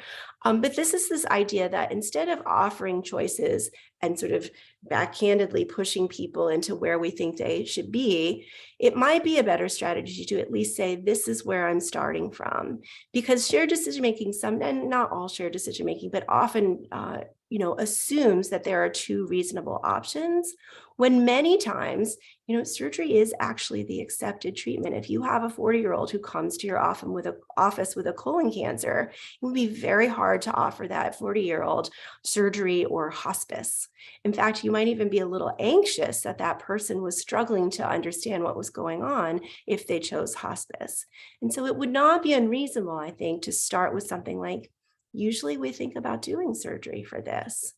I also think that there are many times where we are very reluctant to operate for good reasons. And it might be better to start with something like, I'm worried that surgery is not a good idea, or we don't usually operate in this setting. And you might imagine this is a setup that you have seen before, even if you're not a surgeon.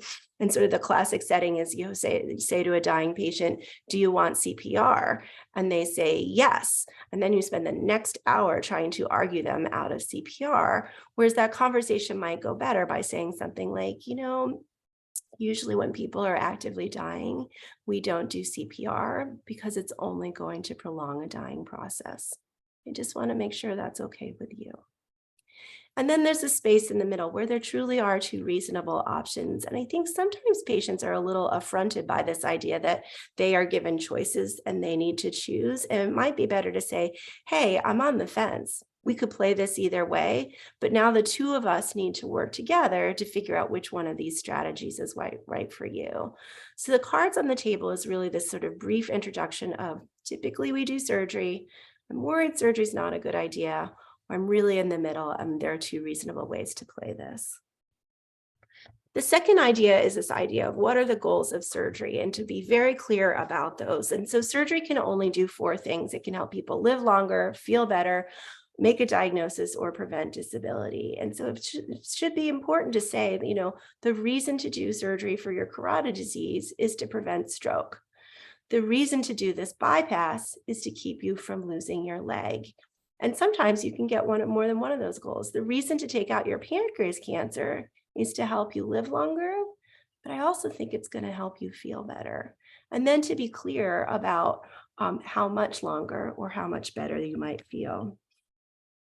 Moreover, I think it's important to be clear about what surgery won't do. I take care of a lot of patients with varicose veins, and you know, they see all these ads for Eliquis and Plavix on TV, and they think there's something terribly wrong with their circulation. And so what I need to be really clear with them is like the only reason to do surgery is to help you feel better, and that these veins are not going to cause your leg to fall off. They're not going to cause you to have a clot or an embolism, right? To be real clear about what surgery is not going to do and what the goals of surgery are. The next idea is this idea that the downsides of surgery are more than just risk. And I like to think of it as that the bin of bad shit has 3 layers. And I think we always think of it as that bad things could happen. But honestly, the first layer is that bad things do happen, because the first layer of downside of surgery is that you have to have surgery, and surgery hurts. Now, I recognize that some surgeries don't hurt as much as they used to. Lab chole is a great example, but you still have to take time off work and you still have to recover.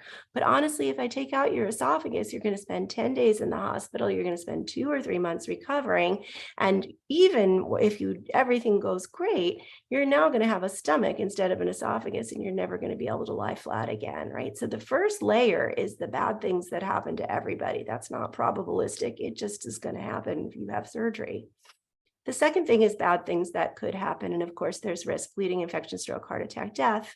But there are a bunch of other things that I think are really critical to mention here, not just for disclosure of bad things that could happen, but to help people anticipate and prepare for the experience of surgery. So the first thing is something I might call bumps in the road, like postoperative urinary retention or postoperative delirium. We generally don't disclose these things, and you might imagine that it would be a hell of a lot easier to experience those things if you had heard about them in advance, and that the surgeon said, usually this is temporary.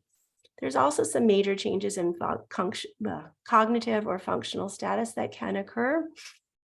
For example, people who have colectomy can often have some loose bowel movements after surgery, and this is persistent for a long time. And it may be very reasonable trade-off to say, well, I want to live longer by not having a colon cancer, even if that means I'm going to have, loose stools for the rest of my life. But that would feel better if that happened to you, knowing that you had deliberated it and thought that that was worth it. And then finally, this idea that I wrote here, totally unanticipated crap, which is that every time I take someone to the operating room, I know I make them vulnerable to bad things that can happen in the hospital, and I can't predict all of those things. The last layer of this is this idea that we fall short, meaning that everything goes well, the surgery is a success, and yet we don't achieve the goals we were hoping for. I think a good example of that is you do a Whipple procedure, the patient recovers beautifully. 6 months later, the cancer comes back. On my service, the way this looks is we do a big, beautiful bypass. The wounds finally heal 2 months later. The bypass goes down, and we're having the same conversation about what to do about your leg. But ultimately, what we're trying to do is get patients and families into this deliberative space between the goals of surgery and the downsides. And the next step is really for surgeons to say, is it worth it to you? How much are you willing to go through? How much does this bother you? How much is it invading your life? How are you thinking about this? But that's the kind of space we want to be in order to figure out whether our initial idea of usually we do surgery for this is right for this patient in front of us now. Is it worth it to you? So this is a summary of what the conversations look like. And this is what it looks like when there are 2 reasonable options, where you really talk about the downsides of both of those reasonable options. You can see in the bottom right-hand corner, I've sort of given these things we could talk about after we decide to move forward with surgery. No doubt some patients are curious about how to do a Whipple or other operations and really want to know what you're doing on the inside of them. And I have no problem with talking about that. It just should not be a means to convince people to have surgery. So I'm Gretchen Schwarzy. My goal is to change surgical informed consent.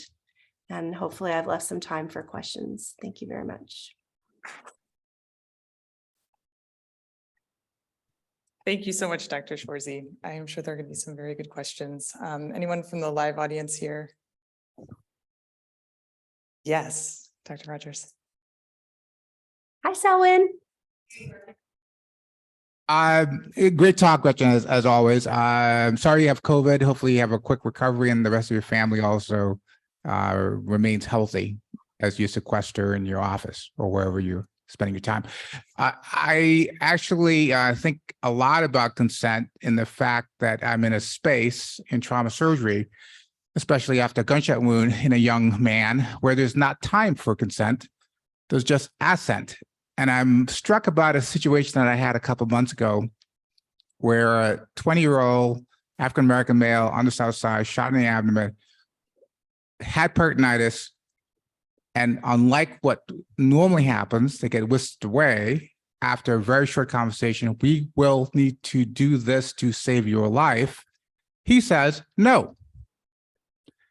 And I was taken aback, and I spent the 25 minutes it took to ask that next question, why? And he said, I need to talk to my mother. And I said, okay, what's your mother's number? I don't remember, which is not unusual in this day and age, and no one knows what their number is. So we spent the next 25 minutes finding his mother's number because he didn't actually have his phone on him, all that stuff. So what do you do in that situation in the emergency where you know time matters, but the person wants the surgery, but there's an impediment, and the impediment is his mother has to be engaged in the conversation? Any comments about that from a shared decision-making perspective? Yeah, Selwyn, so I put up this slide. He was very clear that unless his mother assented to this, he was not going to have surgery. Yeah, I mean, that sounds brutal. And I think you and I have been in this situation many times. And I think, the vascular analogy is somebody with a really infected foot who, doesn't want an amputation. And I can certainly understand where they're coming from.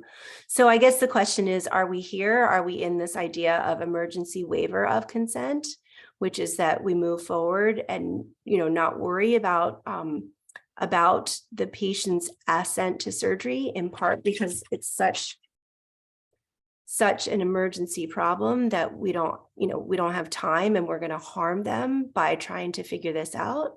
Or are we in this space here, which it sounds like, typically we do surgery for people with peritonitis, and now we need to figure out a way to support this patient. So not only will they authorize us to do this surgery, but, we can help them sort of anticipate what surgery will be like for them. So, I get why patients and families feel very anxious about signing their lives over to us as surgeons, particularly when something very traumatic has happened to them. I don't know what to tell you about this patient specifically, in part because I worry that if I say something about this patient, people will be like, oh, Schwarzy said I could do it for all these other patients. So I think, treating patients as individuals and understanding what their needs are is really important. I think some of this has to do with just trust. I worry that part of what patients need to understand is the downsides of surgery and the consequences of not doing surgery. And so trying to do that in a way that doesn't sort of put them in this space of, let me explain to you what the colon is and what free air is and how I'm going to take out your colon and sew the bits of colon together, rather talk about mostly, talking about the goals versus the downsides, is a strategy that might engender a bit more space where we're all on the same page about why we're doing this. We're out of time. Yep.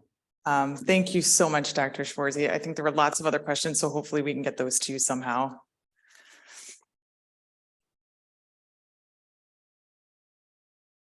Our next speaker is Dr. Alberto Ferreras from the University of Buenos Aires. He received his medical degree from the University of Buenos Aires School of Medicine, where he also trained in general surgery and surgical oncology. He also holds a JD degree, a Master of Public Health, Patient Safety, and did a medical area fellowship at Virginia Commonwealth University, a clinical ethics fellowship at the University of Chicago. He's presently a professor of surgery and the department chair at the University of Buenos Aires, and he holds an appointment as a professor of surgery and ethics, as well at the University of Washington in Seattle. This puts him in a very good position in addition to all of the contributions to the academic literature, sitting on the editorial boards of multiple high-impact journals for him to talk about ethical issues in surgical mentorship. It is a pleasure to have him today. Welcome, Dr. Perez. Morning all. Thank you. It's a real privilege and a high honor to be here at the podium addressing this audience and all those who are behind the screen. I just want to thank Mark Ziegler and Peter Angelos for, and I will quote Dr. Testa's words from last night, being able to be a fellow here in 2009, 2010, not only provide me with the tools to be an expert in the field of ethics, but also make me a better physician, a better surgeon, and a better individual. So thank you so much, really, indeed. So we're going to address this topic, which is very important, not only in surgery.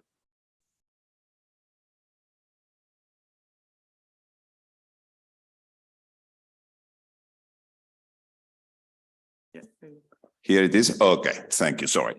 Not only important in surgery, but in other fields of medicine. And this is the structure of my lecture. We're going to go a little back in the history of mentorship and how it came to the medical world following Confucius' advice. If you want to jump into the future, you need to go back into the past. So mentor is comprises of two roots. It means one who thinks, and we have the masculine, the male version, the mentor, and the mentrix, the feminine version, the female version. If you go to the Oxford English Dictionary, the definition is the one who fulfills the office which is supposed mentor fulfilled towards Telemachus, who was Odysseus' son. So we have to go back to the Homer and his book, The Odyssey. Mentor was the son of Alcimus and Asopis. But if you go through the whole extent of the Odyssey, you will realize and have very clear idea that mentor was not supposed to achieve the goals that we nowadays expect of a mentor. Look at some of the quotes. And here are some. Odysseus has come home and high time too, and he's killed the rogues who turned his whole house inside out, ate up his wealth, and bullied his son, in reference to Telemachus. So the role of mentor was not that of a good advisor. Look at this quote from Nestor of Gerenia to Telemachus. I have been told that the whole crowd of young gallants are courting your mother and running riot in your house as uninvited guests. So what happens to the role of mentor? His role was accomplished only with his character was taken by goddess Pallas Athena. More, this is the complaint of Telemachus to mentor once his father returned. I will not last until I have let hell loose upon you.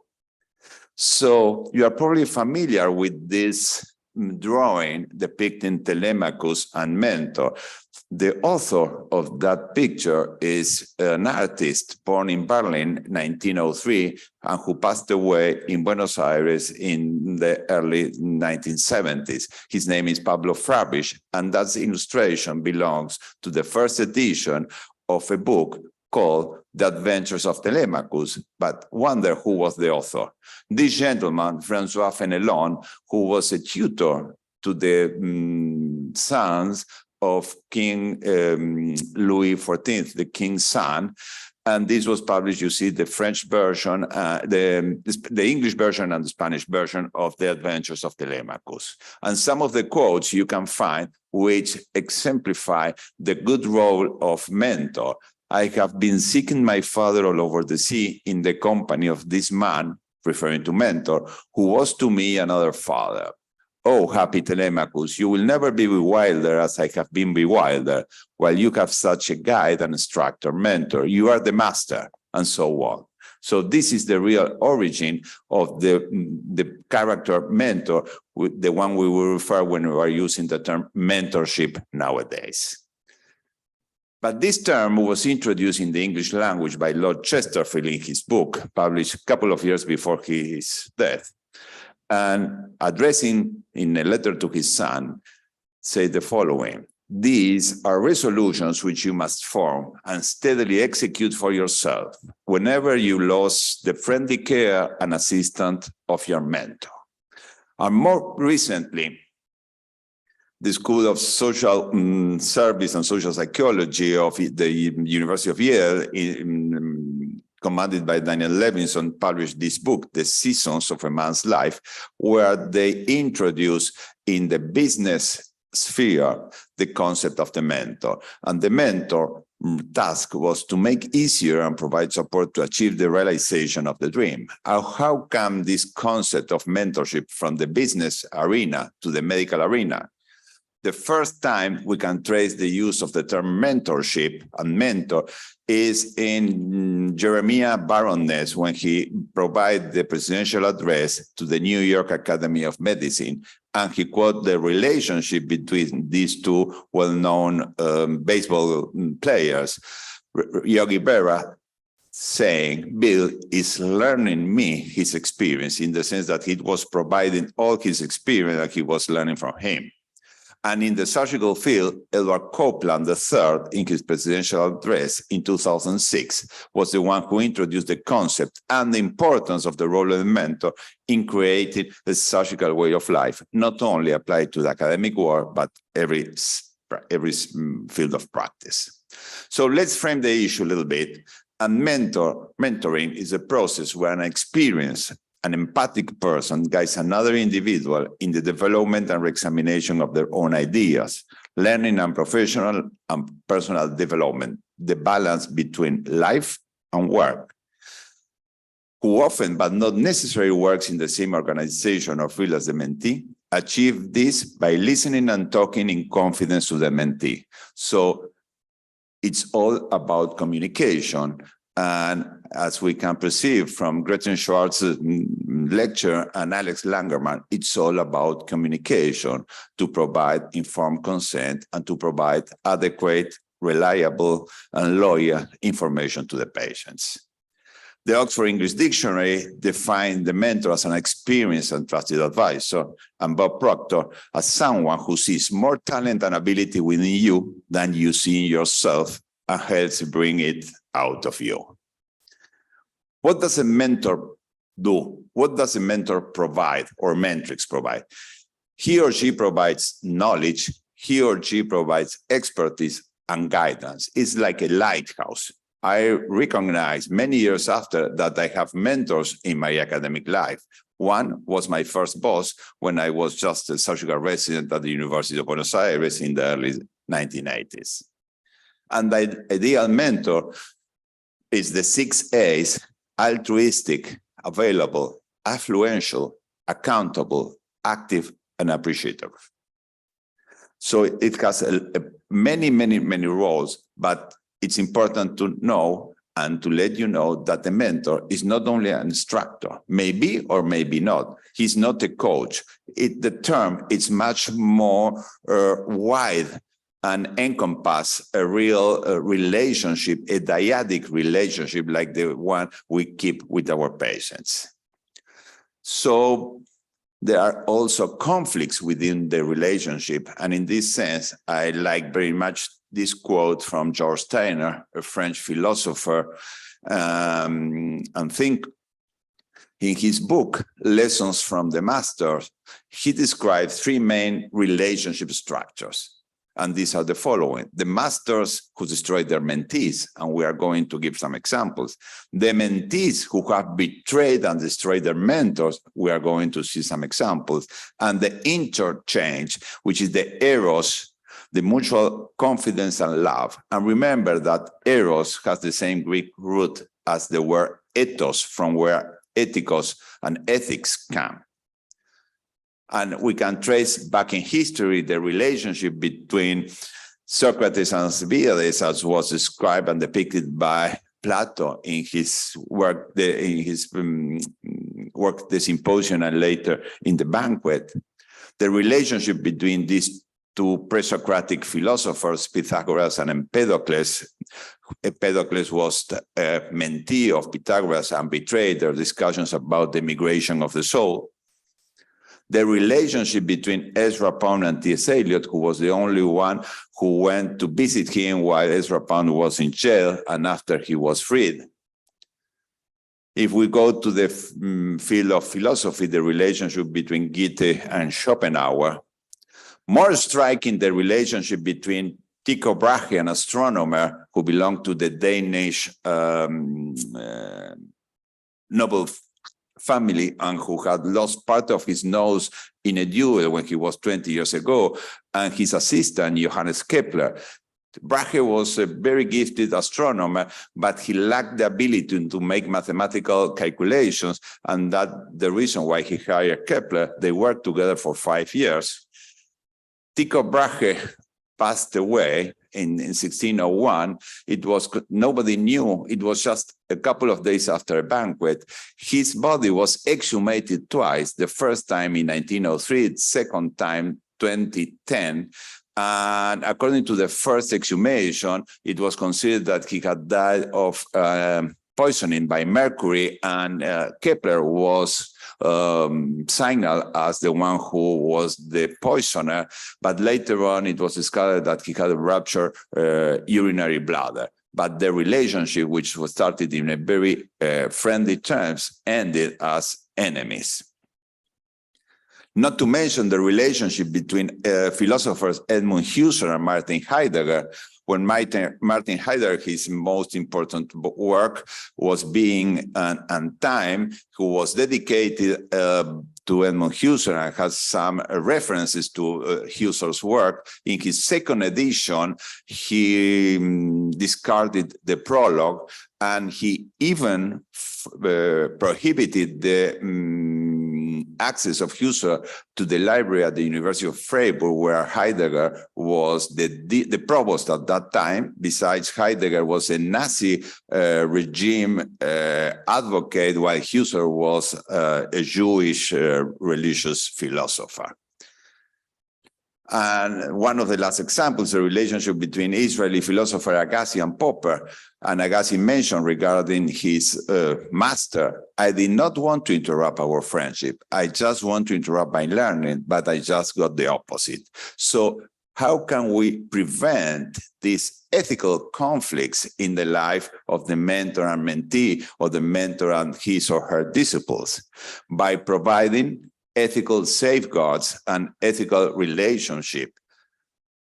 These are the reasons some of the conflicts arouse. At the end of the day, it's about relationship, it's about individuals, it's about feelings, and we need to manage these conflicts. So we need to proclaim an ethical practice of mentorship based in principles, based in virtues, and based in values, not only of the mentor, of the mentrix, but on the side of the mentee or the disciple. And it's important to place the mentee's welfare and rights above your own, and this is related to the fiduciary. So we need to advocate in this relationship welfare, benefit, trustworthiness, reliability and loyalty, to respect each other's rights and dignity, and most important to us, to act honestly. And all this can be achieved by adequate, thorough, and faithful communication. Some of the elements of traits of the relationship, but most important, the fiduciary commitment, the same as we have in our surgeon-patient relationship, this should be accomplished in the mentor-mentee relationship. And here comes the importance of ethics in clinical practice. This is the concept of the mentor as a fiduciary. He or she developed the character of a trustee. He needs to protect the interest of the mentee. So also it's important to achieve fidelity on both sides, not only on the side of the mentor, but also on the side of the mentee. And I strongly recommend this paper from Strauss and collaborators. In order to achieve success, you need to provide this relationship with all these characteristics: reciprocity, mutual respect, have very clear expectations of what you are expecting from this relationship. There is personal connection, some skin relationship, because many times the matches are pairings and it's not a selection, and have a shared value about balanced work life. You need to add value to this relationship in order to achieve productivity. If you are working in the academic field, to obtain promotion or academic rotation in your institution, also a personal profit and an adequate balance. But it can also fail. And most failures are due to poor communication, lack of commitments, and on both sides. There may be differences in personality traits. Maybe there is competition between the mentor and the mentee, or there are conflicts of interest, or there is a lack of experience on both sides. Another point to raise is the abuse of power. And the abuse of power may come or provide from each of the sides, either the mentor or the mentee. And it's related to abuse, to sexual harassment, or even academic exploitation, which when you find someone with plenty of publications, there may be some type of academic exploitation. In summary, it's clear that the concepts and the characteristics which are embodied in the term mentor do not come from Homer's The Odyssey, as you will see most places everywhere. The surgical mentor-mentee relationship should be ruled by strict and stringent ethical principles. The role of the mentor of the mentrix is a fiduciary one, is to seek the benefit of the mentee and not one's own benefit. Some of the values that should be achieved and crystallized in this relationship. Also, it's important to prevent power inequities or the misuse or the abuse of power. And I would like to end my lecture with this quote from Maya Angelou. People will forget what you said, people will forget what you did, but people will never forget how you made them feel. Thank you very much, and thanks for the time.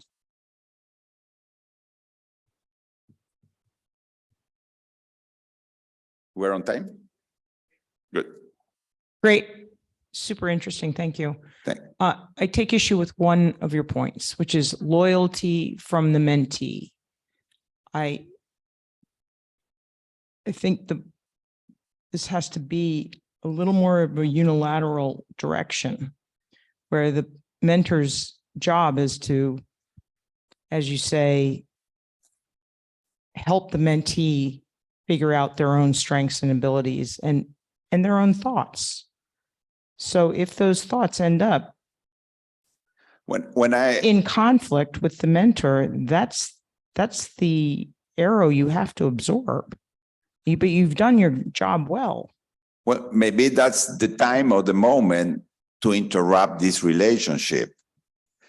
Because when I include the concept of loyalty, I was referring mostly to the openness and the fulfillment of goals. And sometimes this relationship fails. For example, in the program we have developed of mentorship, we have developed at the University of Buenos Aires Medical Center. We have, in the last years, achieved 12% of failures. We are working on that. Some have been related to loyalty. Sometimes, since the different times of the residents, for example, some go into research and they need or request an additional mentor. So when speaking about loyalty, I think it's a two-sided issue, and I fully agree with your appreciation, but it's important to be open, direct, frontal regarding goals, regarding expectations, regarding time, regarding what you are seeking in this relationship and the benefits. But if the mentee ends up being the biggest detractor from the mentor, I would still say that is a success.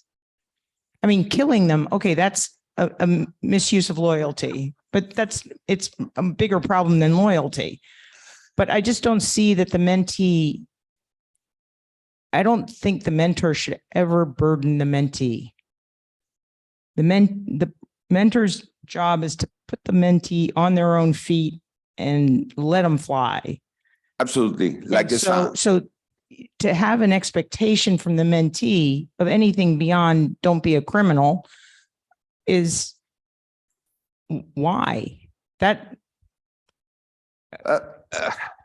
I disagree. I think that the relationship is like sons. You provide them with elements to be free, but I would say you request them to be honest and show integrity and appreciation, not more than that. And as I mentioned, there are times when the best nurturing and the best conclusion of a mentor-mentee relationship is that this relationship ends or turns into friendship, like happened in my case. But sometimes it's the interruption. If both sides agree on that the situation doesn't favor any extent and it should be interrupted. And that's the way to go. And that's, I think, showed that both sides behave in an ethical way. Thank you very much. All right. Our next speaker is Dr. Jason Strelzo. He is an orthopedic trauma and upper extremity surgeon at the University of Chicago. He is the Associate Residency Director for the Orthopedics and the Director of Orthopedic Trauma at the University of Chicago, which we know from the talk yesterday is a heavy lift and has been a lot of work. He is an active clinical researcher with an interest in patient-reported outcomes related to urban trauma and the effects of trauma on patients' mental and physical well-being. He completed the MacLean Ethics Fellowship in 2022 and is currently pursuing projects on consent in trauma and issues around access to care for the trauma patient. Dr. Strelzo is from the University of Chicago, and he will talk today about consent quagmire informing the process.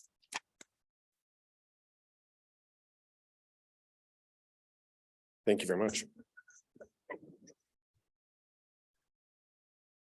All right, well, first off, thanks for having me. I really appreciate the opportunity to talk about a topic that is particularly important to me, and I think important to all of us, obviously, and then particularly at the university, where from 2018, we've really aspired to provide increasing quality of care to a population in an area that has been in desperate need of it. So I appreciate the opportunity today.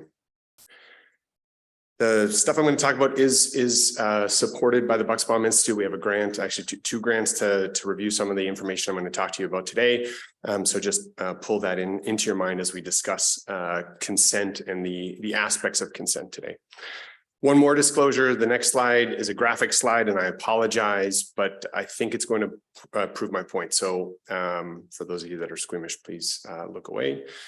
So, you know, this is a pretty run-of-the-mill trauma patient for us here, a particular type of blunt trauma. We also see, as you probably heard from someone yesterday, a disproportionate number of gunshot victims as well. This patient has obviously provided consent for the pictures, and you'll understand a little bit more about why this patient is such an important one in a moment. But a young gentleman, the demographics are all different, but young gentleman, for the sake of this discussion, has lost both his legs in a motorcycle accident, is conversant, able to discuss his wishes, but has been a serious amount of time since his injury. And with our discussion, the first thing he says to us is this: I need to keep both of my legs. I'm young. I need to look after my family. I'm the only person who works in my family. And what do we say to that? That's his wishes. Those are his wishes. Is it technically possible that we save both his legs? Potentially. Is it reasonable? Many would argue. Is it equitable? Is it just? Is it the right thing? I don't know. So just to briefly kind of set the stage so we're all on the same understanding of really what consent is, I think most of us would agree with this concept from a legal perspective. As we go through this conversation with patients, and again, we're picking a patient who can discuss their wishes. This is an emergency, but probably an urgency more than emergency. So emergency, the patient that Selwyn talked about a little earlier. But this patient really has the capacity to at least give us some discussion or has an ability to give us a discussion around his wishes. So our job really to talk about the risks, the benefits, and the alternatives in our consent process with the patient. And really why we're doing this is to allow the patient to voice their opinion so that we can provide them the good that we have learned and trained to give them. But there's obviously exceptions to consent, and we've heard about some of the issues around getting consent from patients. But certainly if the patient's in immediate harm, they need something done to prevent either death or significant complication. And when failing to do something, will provide them an imminent threat. But what makes the whole process of consent difficult, particularly in these urgent, emergent scenarios, is pain. How does that affect their understanding of what we're talking about? The physiology, are they in shock? Are they not in shock? Are they on medications? Have we pushed medications that are going to alter either their mental status or their ability to understand? And then just trauma itself, the impact, the psychological impact suddenly changes the landscape of where patients may understand themselves to be and where they may understand their decision-making to be. And in many of these circumstances, finding a surrogate's impossible, very difficult, or unreasonable. Sometimes time may limit us, sometimes just the circumstances and social circumstances may make it impossible. So what should we do? I think we all agree that certainly decision-making processes should be based on a conversation with the patient, understanding their goals, understanding their wishes, understanding where they want to go, whether that's the patient or the decision maker for that patient. Certainly disclosure and an understanding of the disclosure process. We need to tell them what we expect and what they expect out of the process. And then significant factors for that particular patient, as many of the discussions that we've had earlier today have outlined.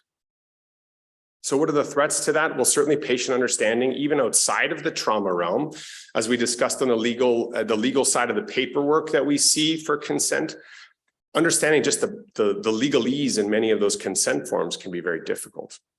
What can patients understand about what we're actually telling them we're going to do? Many of us have done multiple areas of training. We've learned many different ways of treating things. We've spent years and years with our heads in books trying to understand how a certain procedure, how a certain medication, how a certain intervention can change care. And now we're expected to put that into a 2-minute, 5-minute, 10-minute, or an hour-long conversation with a patient. And hopefully they'll understand what we're going to do. And then last but not least is understanding patients' own goals. And many of them haven't had these opportunities to consider, what would my life be if I didn't have my leg? What would my life be if I didn't have my arm? What would my life be if I didn't have my colon, et cetera? So these are all the kind of crucial elements that potentially put threat to patients. So how do we do in consent and trauma? Well, not very well. And for all of the reasons we just discussed, the data is pretty damning. You know, if you look through, there's two meta-analyses looking at some studies on consent showing really that we don't do a great job of even meeting the basics of informed consent. More data to show really patients don't understand, they don't have time to ask questions, they didn't even understand what they had done to them, or they didn't remember giving consent. And I think Selwyn's example is a perfect example of that. Recall, you know, the simple things. What are the risks? What are the benefits? What are the alternatives? 20% or so couldn't couldn't recall a complication of what the patient had been told about the surgery. And 30% of them, so almost a third of them, wanted more information about the procedure and didn't get it. It even gets worse. So, they can't identify who did the consent with them. They couldn't remember the surgeon who performed the procedure. Can you imagine having a procedure done and not knowing who did it for you? I think this particular study shows some very kind of interesting and almost conflicting evidence to suggest that patients could not be talked out of a procedure based on any of the individual risks that were presented to them. I find that fascinating because I myself would, I think, probably find some risks that would talk me out of a procedure, but certainly, again, maybe we're asking and looking for the wrong questions when we're talking to patients. And as we all come through our lives, we have experiences, we have family input. That's probably one of the largest, as this study suggested, things that help us shape how we make our decision-making around the consent process. So challenges in the trauma patient, I think they're fairly obvious, I would hope. Certainly, this is something that's beaten into all traumatologists, the triple threat of time from surgery and the mortality risk. Early on, it's sort of those immediate injuries that maybe we as individual physicians and caregivers can't change. But certainly in that second hump, that 10%, and definitely in that 45% hump, that's really where we can make big changes in outcome. And that's time dependent, that's care dependent, and that's understanding processes. So we need to take a consent process that in the elective setting may take hours, days, or weeks, and we need to consolidate it in maybe 5, 10, or 20 minutes to potentially intervene and make change. A line that I think has certainly been dogma to us in orthopedics, and I'm sure to many other surgery specialties. There's not a single operation I can do that cannot make you worse, right? We can always do harm, and we have to balance that. The most interesting thing about trauma, certainly it comes in many flavors, and even the same injury coming in at the same time in the same patient doesn't look the same, doesn't behave the same, and often doesn't need the same treatment, which again challenges our ability to have a sort of universal language of how we consent process patients. So here, obviously, just a couple of the challenges I think we face: competency and capacity, depending on medications, the circumstances, whether the patient's awake, intubated, et cetera. There's certainly no physician relationship. I've never met many of the patients that come through the trauma bay. We don't understand their values. They may not understand our values. They may not have expressed their preferences. And then there's a huge coercive element that we sometimes forget about. Patients can't choose where they're going to go. They can't choose their provider because it's the person who shows up that day. And sort of a topic that many don't like to talk about is sometimes there are some divergent priorities of the hospital or the health system or the insurance companies, et cetera. In the urgent and / emergent patient, there's certainly the temporal stresses. And often we use this language called presumed consent, or the patient basically comes in, can't make a decision, and we assume that they want us to do what we have been trained to do. So hopefully I've instilled in you the understanding that consent and recall is very poor in the trauma patient. Patient satisfaction with the consent process is low. And so one of the things we want to understand, and this is part of the study that we have worked very hard to get through IRB here, is to understand what can we do to adjust this process. Now, we're not talking the patient who's intubated, but we're talking about the patient who needs an urgent surgery. Is there a way to build and bolster the consent process? Can we use multimedia written modalities to try and supplement? There's some data to suggest that in the elective patient population, this works. So we want to compare it to elective patients to understand if it works, what works best, what do patients actually want to have in that consent process, and can we pull that into the trauma patient population? The data in elective surgery, some done both in general surgery and a little bit in orthopedics, suggest that we can really improve recall of risks, benefits, and alternatives but does that apply to the trauma patient who's probably had a little bit of a time crunch in terms of their decision-making? And it seems like patients would prefer some written information, but in today's day and age, we heard about podcasts, video, there are some very, very good multimedia that we can use. So currently what we're doing is we're evaluating our standard of care. So how do we do it now? What do patients want in that process? We're going to do a re-education of the consent process with all of our providers in ortho trauma. And then we're going to have another third arm that's the augmented consent, and they're going to have access to multimedia of their choice. We're going to ask them which they chose and why, and if they used it. It's a survey based, it's anonymous. We don't know who they are. We're going to ask them to grade the supplemental information we give them. And as I said, both elective and trauma patients would be included. We really want to know, number one, were you satisfied? That's, I think, the single most important question, at least initially for us. And then we also want to understand, did they comprehend what we told them? A lot of what we tell them is a lot of information, a lot of it's technical. And then we want to know, did they recall those risks, benefits, and alternatives? Because I think that's really important to judging some of how well we've done in terms of the consent process. And then we're going to look at all kinds of sub-analyses, and I won't go into most of them, but really I want to understand who did the consent, where did they have the consent done, the time from their surgery to the consent process, what their socioeconomic factors, education factors, age, and what tools that they found useful. We've got data ongoing, and I don't want to give a spoiler yet because it's substantially too soon to give you data. So hopefully that gives you a flavor for trauma and the sort of the intricacies of the urgent/emergent patient. And I think it's a fascinating topic, and looking forward to discussions with the other the group. So thank you so much.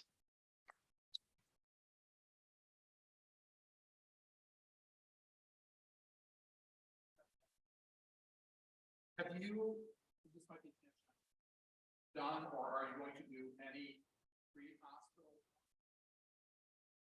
consent in that sense? Yeah, that's a great question. So that's part two. We have it on our list because I want to understand the hospital part before we go to the pre-hospital, but I think that's a really interesting discussion point. We actually have a group in France and South Africa that we're working with that does a lot of pre-hospital care. And so that's an element that they're really interested in, giving blood pre-hospital, and much of the care that they provide pre-hospital is well more than what we currently do. So they're eager to get in on that part of the study. Yeah.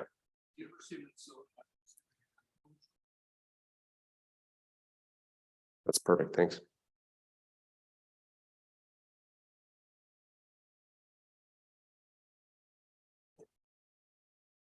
I'll repeat the question.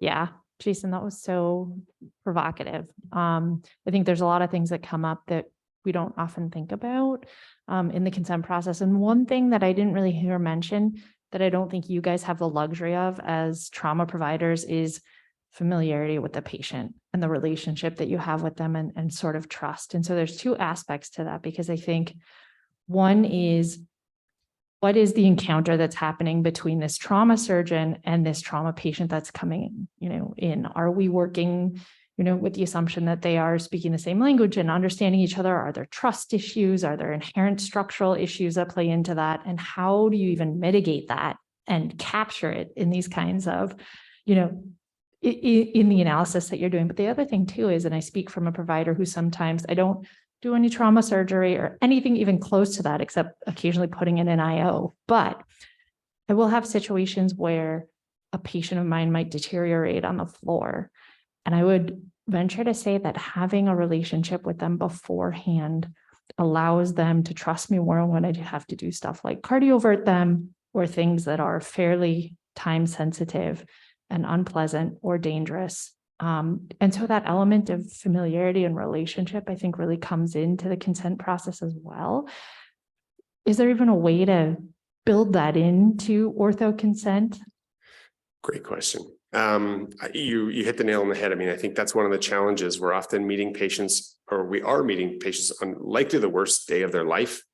and we're the first person that they meet or the second person they meet after the general trauma surgeon. And we tell them we have to do a huge life altering operation to try and to get them back to where they want to be. We played with as many types of questions, and the IRB, and we actually did some consulting with the community to ask how we could ask that question. We don't have one currently in our survey. The best one we have is sort of who did the consent for you, and were you happy with the person who did the consent? And it's more a question about, did you trust that person? We're trying to get at that nugget. I don't think we're answering that question. I'd love to hear thoughts if anyone has thoughts on how to ask that question, because I think that is such a critical aspect of the whole consent process. If you trust the person, suddenly that patient-physician relationship is established.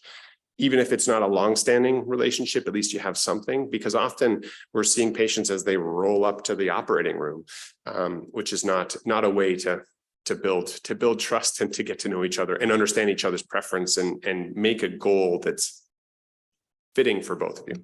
So. Is this on? Hi, I'm Aaliyah Hofer. I'm one of the general surgery residents here, interested in going into trauma. Thank you for your presentation. I've been thinking a lot about what you've been saying and your comment as well, Dr. Rogers, and this issue of consent in this like emergency surgery setting. And, you know, could we ever create like a unified emergency surgery consent? As I think about it, what matters after an emergency orthopedic surgery is probably going to be very different from what happens after an emergency like general surgery, abdominal surgery, or vascular surgery. And then you get into the place where, you know, you're creating 50 different consents or consent tools. So how do you balance that need to communicate that specific information for your specialty or for your procedure with the risk of these kinds of materials becoming so fragmented and having so many that they become cumbersome to use and they just kind of get abandoned or not as useful just because you need like this for, you know, the specific arm and this for this specific problem. Yeah, I mean, certainly for the emergency consent, I think one of the tricks there is often it's sort of we're just taking you to the operating room consent, and we're going to do the things that need to happen. Now, in the urgent setting, this is part of the process that I don't think we have an answer to. And certainly, you know, to the discussion we had about consent forms, one of the things I find fascinating is we've had a change in our consent form that now includes anesthesia risk. And I noticed it was on, I think, over 50 or 60%. The majority of consent forms had that. I don't know the risks of anesthesia beyond the simple ones, and yet it's on a surgical consent. So how do we how do we make sure we're not giving them 1,700 pieces of paper for each part of the procedure? And I don't know where that balance is. And certainly that was going to be my question is, what should we be doing with anesthesia consent and orthopedic consent and general surgery consent? And is there a way to loop them all together? I don't know. I feel like there must be, but there's got to be a better way than having specific paperwork that does it. I'm not quite sure how to ask this, but we know that immigrants, people who are undocumented, do not seek help in the healthcare system because they're afraid of being disclosed. Have you added in that dimension into your research? Does documented status influence their consent decisions? Yeah, it's a great question. We haven't, and I think that's a really, really good point. We're fortunate, at least in trauma care, that's the sort of the last thing we ever even think about because we don't care. We just flat out don't care. We're going to treat you. It doesn't matter where you're from, who you are, you know, what planet you're on. We're there for you. It would be interesting to see if that changes their answers to some of the questions we have, for sure. You know, it's always a challenge when you're asking these sort of very detailed questions about patient experience to make sure we're also not alienating patients by asking questions that they feel are intrusive that may quote unquote give them away, right? And I think that's one of the things we've certainly seen in the patient population, like the gunshot patient who is worried about legal ramifications, right? And that introduces a whole nother aspect to the consent process, to the care process that, at least in the emergency setting, we're very fortunate not to have to deal with because it's emergent. We don't even think about it. And then we, have to sometimes deal with it on the back end, but it's great. That's a good question we should put into, the survey. Thanks so much.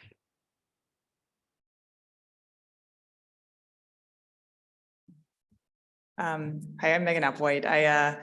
I'm going to talk on a topic that I have a little disclaimer early on because I'm not a psychiatrist and I'm not a trauma surgeon and I'm not an emergency medicine doctor, but I'm going to talk about autonomy in the trauma bay and treating over objection in patients who attempt suicide.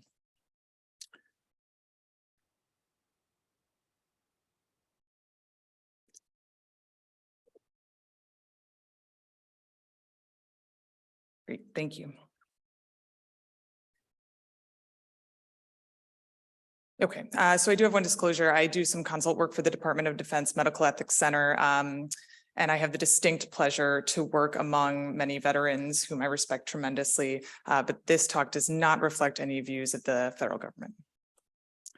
So as I said in my disclaimer, I am an endocrine surgeon. I am not providing care currently to any patients in the trauma bay, but I will say that sort of the origins of this talk come from a case when I was training in general surgery in a patient that we took care of. We met in the trauma bay who had attempted suicide and didn't wish for us to help him.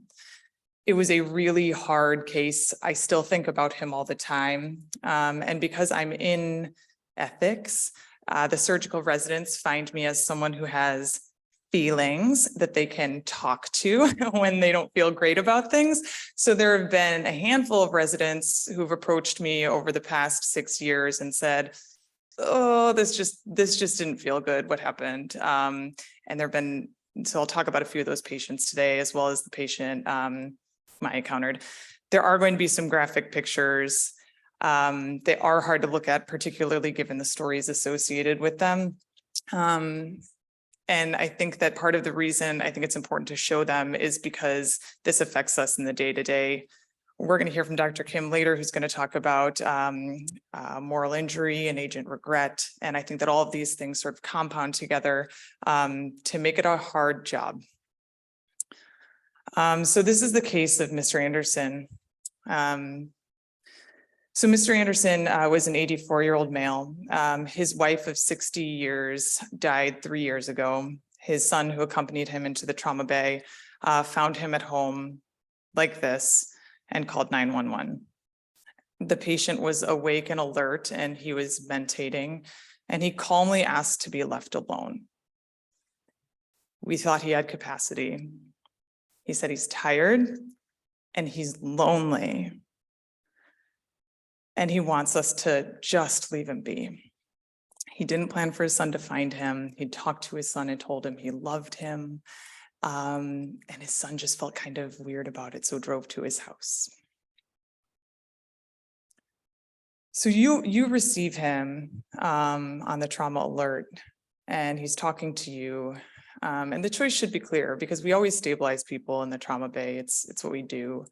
But something just doesn't feel good about it in this case. And so if it's not a clear choice, what about it makes it hard? Why isn't this go, ABCs, right? So with limited contextual features, would you ever not treat in the emergent setting? So I talked to one of our trauma surgeons, our head of trauma surgery, Kurt Edwards. We just talked about this case at length, and I'll particularly thank him at the end. But, in the trauma bay, care is emergent or urgent. To the outside viewer, someone who's not trained in running traumas or participating in them closely, it may appear really chaotic, but it's actually a very methodical room when run the right way. It has to be. We are to expect the unexpected, and that is to not presume to understand the extent or depth of any injury. And we stabilize, diagnose, and treat them. So people come into the trauma bay with a variety of causes, from motor vehicle accidents, fall from standing, skiing accidents, gun violence, penetrating trauma, and self-inflicted injuries, just to name a few. So we looked at our data at Albany Med. So in 2021, of 4,500 leveled traumas, so that is not a trauma consult, that is not someone who's stable. These are the unstable, either level 1 or level 2, so trauma code or trauma alerts that come to the trauma bay. About 1% were related to self-harm in 2021. So you'll see the vast majority of these are from penetration of a sharp object. Next highest is firearms, and then jumping from a high place, and then finally jumping in front of a moving object or lying in front of a moving object.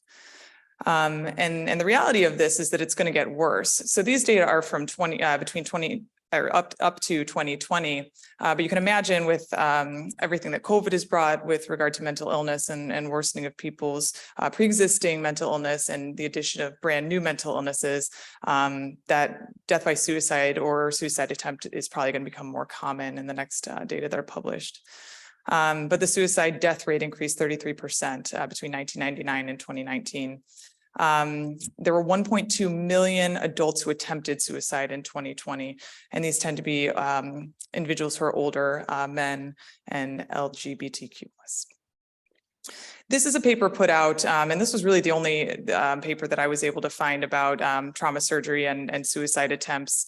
It's out of Germany. And so basically what they did was they said, yes, it is either a self-inflicted wound, which is the sharp object or the firearm in our numbers, or it is multi-trauma. And what that looks like, it effectively has an injury pattern that resembles a serious road traffic accident.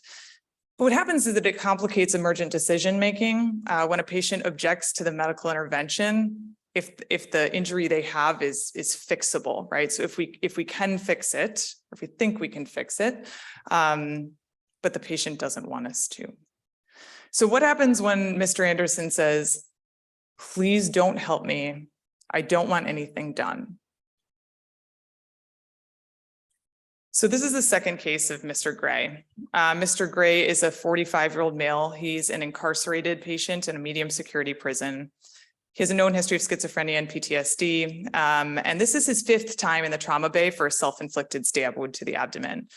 He has 4 previous laparotomies with postoperative admission to the locked ward and accompanying psych consult. And then he's sent back to his facility and somehow reacquires a sharp object and comes right back. So this is him. You can see his previous laparotomy incisions that has been opened 4 times before.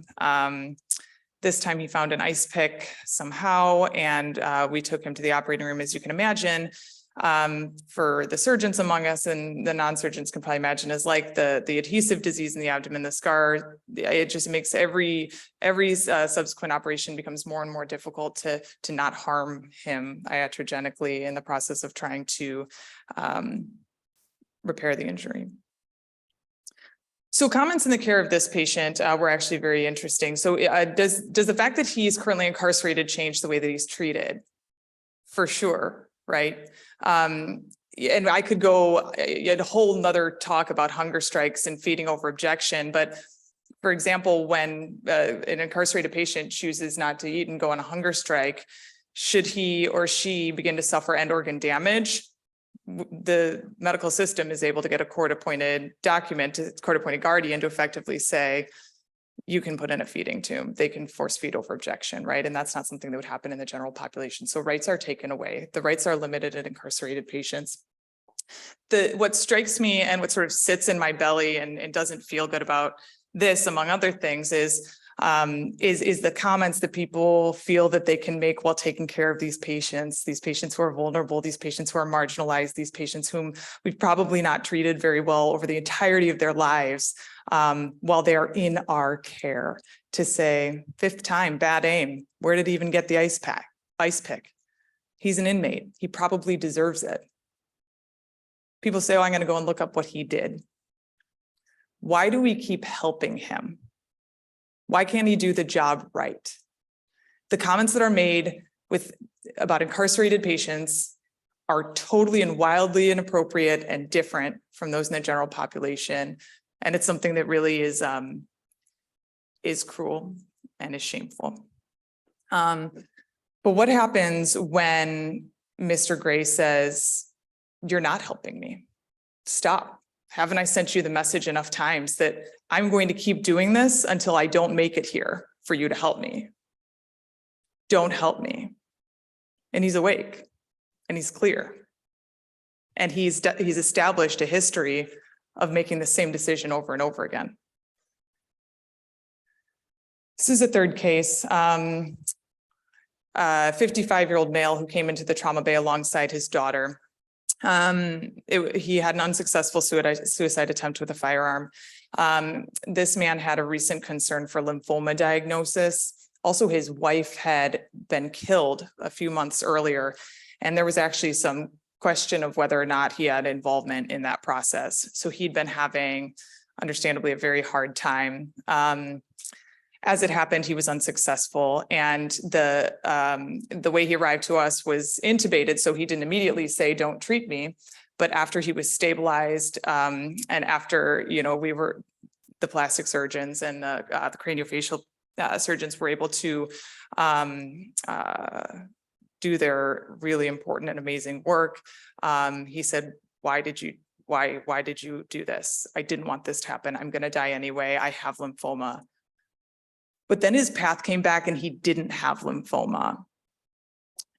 He's followed by our, and this is not his picture. This is a picture for public use, but this is a story of one of the trauma surgeons who talked to me, who said that he sees him now every 6 months in the clinic. And he says he's not a happy guy, but he's glad that he's alive. So we talk about capacity and suicidality. So in the trauma bay, where we always stabilize to treat, and we should, we think about the stringency of decision-making capacity requirements, that they should increase in proportion to the potential risk to the patient, with the risk of death requiring the most capable patient that has, you need to have the highest requirements for capacity for those patients, because it's not a decision you can undo. Patients should be kept from harming themselves, particularly if that harm would end their lives if they're not fit to make such a decision. And interestingly, in a 2000 survey, 58% of psychiatrists claimed that major depressive disorder means the patient is de facto incompetent, not a suicide attempt, just major depressive disorder, which I would argue, based on that talk yesterday at the end, they talked about all of the physicians leaving medicine. Probably many of us have, some component of depression, going through the times that we are now and how hard it is. So if a major depressive disorder would make someone incompetent, then what does a suicide attempt do?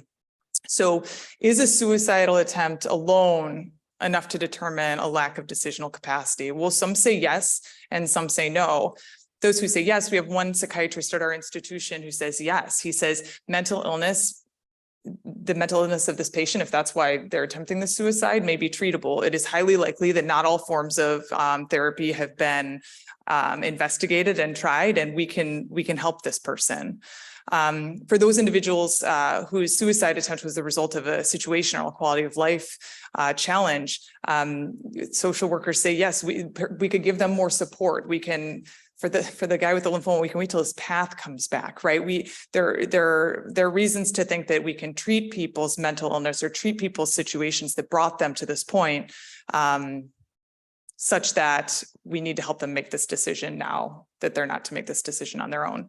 On the other hand, the American Psychiatric Association, the American Academy of Psychiatry and the Law, and the Academy of Consult Liaisons in psychiatry, I'll say there's no a priori assumption of lack of capacity of patients who attempt suicide. So there's no hard and fast rule.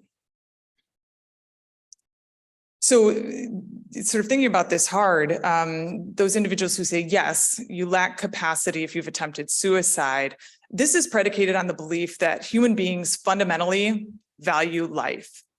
And if they don't value their life enough to keep it, that's pathologic and something we should treat. Because when we treat it, they will no longer have that pathology and they'll wish they're alive. So we have the ability to fix that. So for those who say no, they describe it as a more nuanced decision, the capacity to decide what, talk to the individual patient, figure out their situation.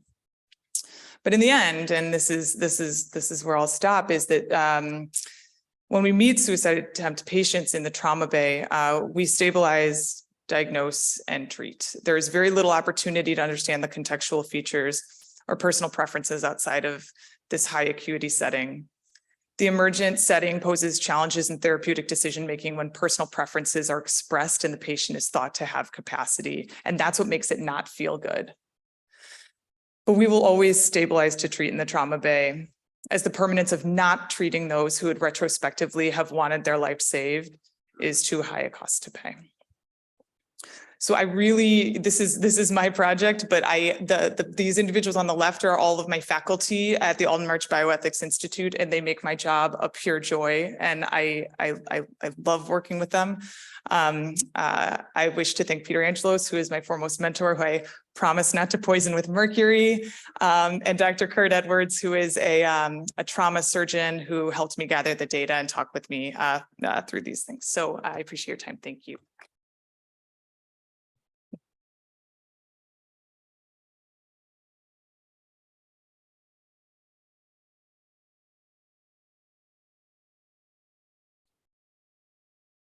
I can repeat questions too, if you want to. Megan, Yeah. Sorry, I'm just going to go ahead. Fantastic talk and raising so many important issues. So there were three kind of points I just wanted to make. The first was just in response to the capacity. What I think is really interesting is even the framing of it. Remember that we think about capacity to make particular decisions. And part of what makes this one so challenging is from the surgeon's perspective, the patient is saying, don't treat because I should die. The suicidal patient doesn't have the capacity to choose life and death. In essence, they're choosing death because of something that's happening for them. So for that decision, they really, by all criteria, do lack capacity. For decisions around anything else, they may have capacity as we assess it. So that's one point I would argue. Yes. The next point I would say is that there's a distinction between chronically injurious, self-injurious patients and what that does for people who operate on them and those who have an acute suicide attempt. And so this kind of why do we keep doing this moral injury, I think is a very particular one that you get at with that second case. And one that I think gets at some of the perspective of surgeons versus psychiatrists and what we kind of tend to treat, and particular trauma surgeons. So I would imagine, not as a trauma surgeon, but as a psychiatrist, the notion that I can come in and cure or fix in a moment or a series of moments is a really profound conception of work.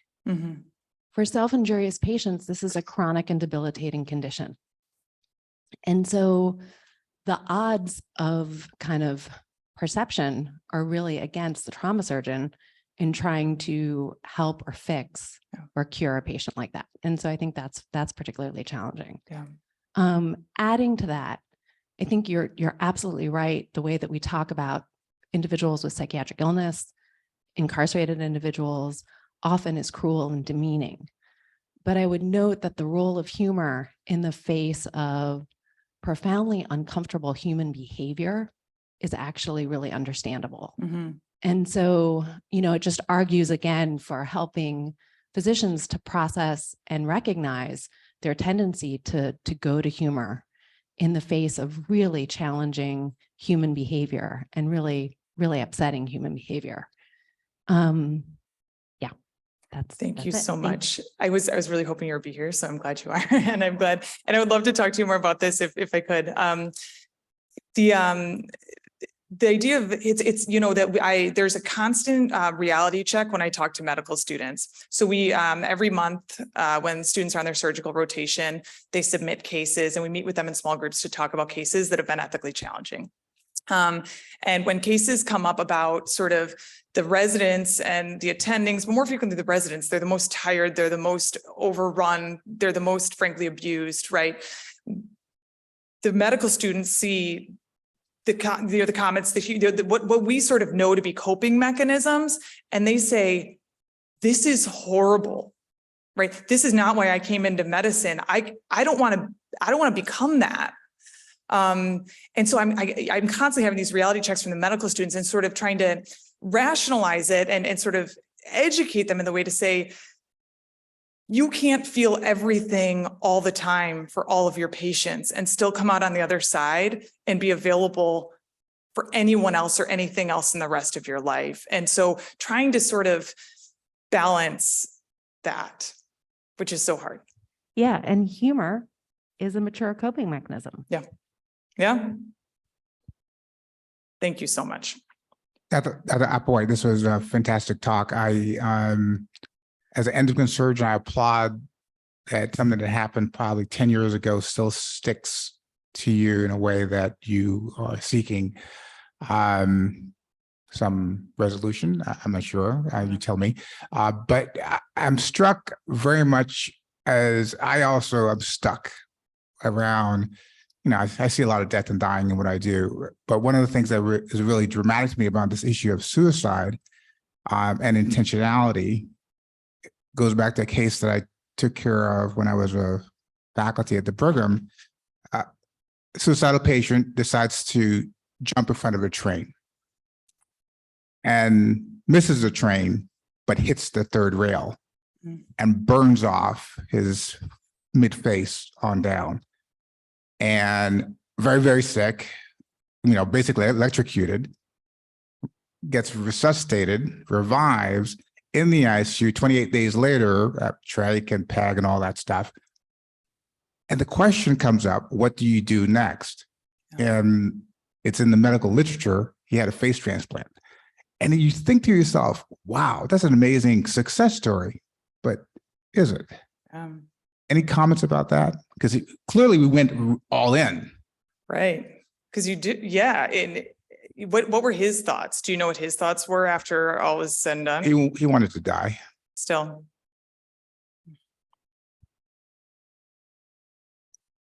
I think it depends on the perspective, the lens that you look at it through which you look at it, right? If it's a justice issue, if it's, the cost of the healthcare system and what that did to support his sort of therapies and surgeries and rehabs and everything else. If you look at it at the individual person perspective to say, you can't, you're not allowed to choose to die if you have a mental illness. And if this is something that we can help treat, then we do it. I think you can come up with the answer or a way to address it that is different depending on the lens that you use. And that's part of why it's so hard. Yes, please. All set? Okay. Yeah. Thank you. Thanks, Megan. Thank you, Megan. That was wonderful. We are going to take a short break until 11:15. Okay, so at 11:15, we'll come back for the award presentation for the MacLean Prize. So I hope you'll have a nice break.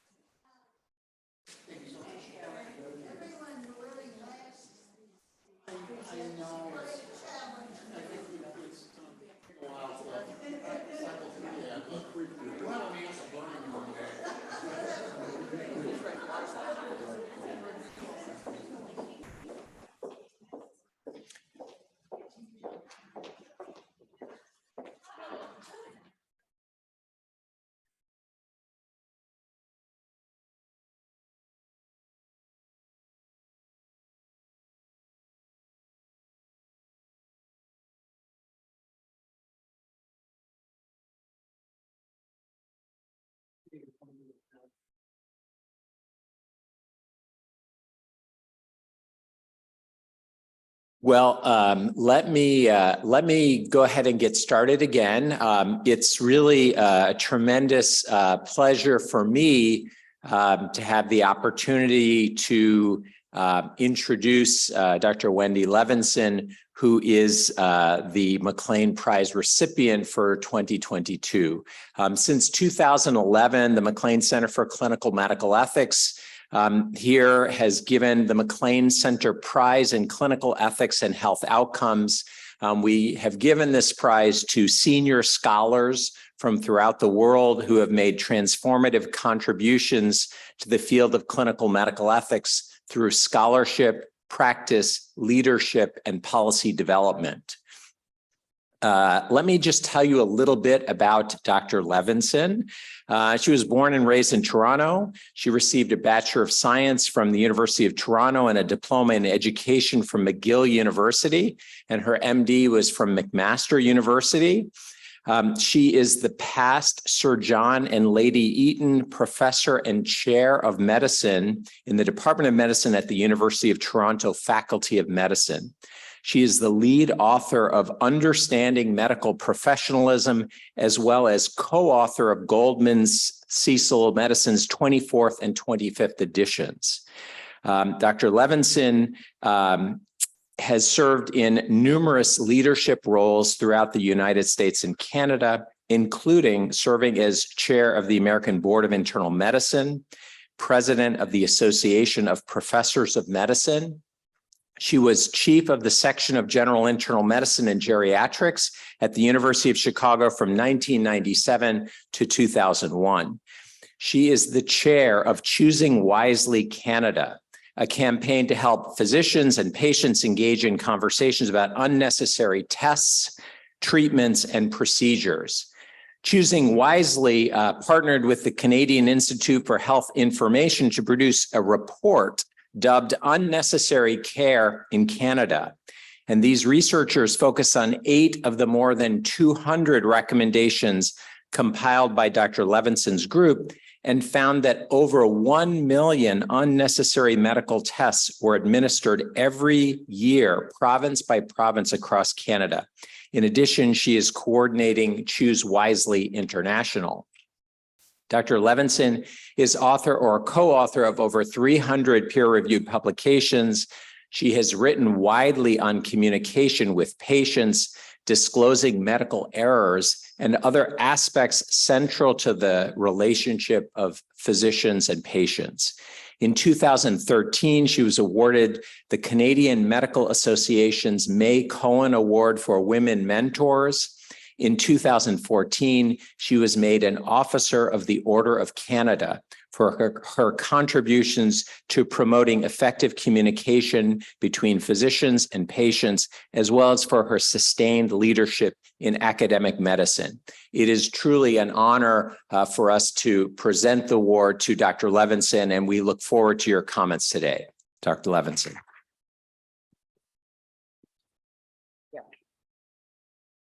Well, it's a pleasure to be here and really an honor. I just have to say on a personal note to begin a few things. One is I've had incredible admiration for the MacLean Ethics Center and of course for Mark's leadership in the beginning of that. It's very impressive and humbling to see the incredible work that this group has generated. Even hearing these past few talks as I sat in the room was really moving. And I remember back to the time, Mark, you and I used to discuss, were they ethical dilemmas or were they communication challenges? And hearing the talk, I realized they're blended and they're both present frequently. Also, I have to say on a personal note, it's the first time I've given a talk in a really long time, and I'm not wearing jogging pants. It's really, I had to really think about getting dressed. And I'm going to give a talk I have never given. So I don't know all the answers. I'm learning. I'm on a steep part of the learning curve about this because I sort of realize I'm behind, and I think it's a really important issue. And so I will be really, really interested in your reactions and your thoughts. And like I said, I may not know all the answers because I'm learning. So I also personally share my life is a bit split. I live part of the time in Ontario with beautiful leaves as we have here in Chicago, and part of the time in San Francisco. But I fear that both of these places do not have a good future because of this. I think we have, as you all know, we all read in the paper and in the media all the time, this real existential crisis. And I know the Paris Agreement proposed to limit to 1.5 Celsius degrees the global warming by 2100 over pre-industrial age. But, you know, the scientists often project that it might be between 4 and 6%, 4 and 6 degrees if we are not more proactive. And we're certainly not on target for the 2015 Paris agreements. In fact, we're well behind that. And so in Glasgow, and what this shows is that pre-Paris, scientists project the 4 to 6 degree change. Post-Paris, if all of the agreements were met, we might limit that to about 2.7 to 3.6 degrees. Glasgow's pledges would bring that more down to 1.8 degrees. But really, I think the scientists all believe that we need to limit global warming to 1.5 degrees if we're going to have a viable and healthy Earth in the future. And so I think we all know this, but I think what I didn't really think about is what's my role in this? You know, I recycle at home, but that just didn't feel like enough. And so I started to give this a lot more thought. And in JAMA, this is a map of the world and where we have carbon emissions from. But what's remarkable here that I didn't know, and maybe you did, is that the healthcare sector, the sector designed to care for patients and the public, actually produces over 5% of the carbon emissions in the world. And in the US, a recent JAMA article said that it's about 8% in the US. In Canada, we're more about 5%, but still, this is a shockingly high number. And so I want to ask you a question, and maybe people can just do a show of hands. You know, how do carbon emissions from the healthcare industry compare to the airline industry? Healthcare emits less than carbon emissions, more, or the same? So let's show of hands. Less than airline industry? One hand. More than airline industry, and roughly the same. So it's split actually in the group between B and C, and the answer is we really messed the place up. We emit more than the airline industry. And, you know, this is in the UK, where the carbon dioxide emissions attributable to the NHS in England are greater than the emissions from all the aircraft departing and arriving at Heathrow. I really didn't know that. And this really, understanding this kind of changed my view of the role that I think we might all play in this. And just to give you a sense of this, this graph compares on the y-axis health expectancy at birth, and on the x-axis is the carbon emissions per capita. And so what you see here is that, not surprisingly, neither Canada nor the US do very well. We have, you know, all the challenges with life expectancy in the US, and the US uses, you know, emits a lot of carbon dioxide. But what's most interesting to me is in this graph is France, and some of the countries in green that are way up there that have very high life expectancy and low carbon emissions. And so just like all the research on variation in healthcare, I think the question is, how can we all learn and help to move towards where France and some of these other countries are on this curve? So what happened at COP26, as you know, COP27 is going on right now, but at the Glasgow meeting in COP26, there was a decision to have a major focus on healthcare because of what I just shared with you about the data.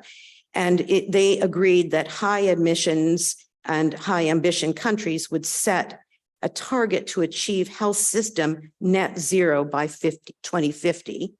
That all countries would deliver a baseline assessment of the greenhouse gases emitted from their healthcare system and develop an action plan on sustainability. So globally, there is now attention to this, and I'm going to shift and tell you a little bit more about this, and particularly about the NHS, because in the world, I think the NHS is the leader in addressing the sustainability of the healthcare system. So this comes from a lot of the writings of the Lancet reports that have come out yearly on global emissions. And just, I'm going to spend a few moments on this slide.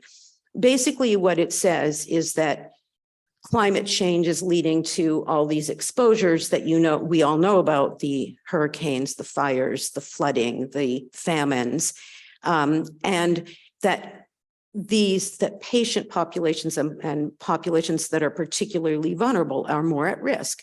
So even in a city like Chicago, if you have green space around you, you have more room to play, to exercise, and to breathe better air than if you live in a very dense part of the city. But of course, this is true in the world, that there are hugely vulnerable populations that are much more exposed to the factors changing the globe's climate.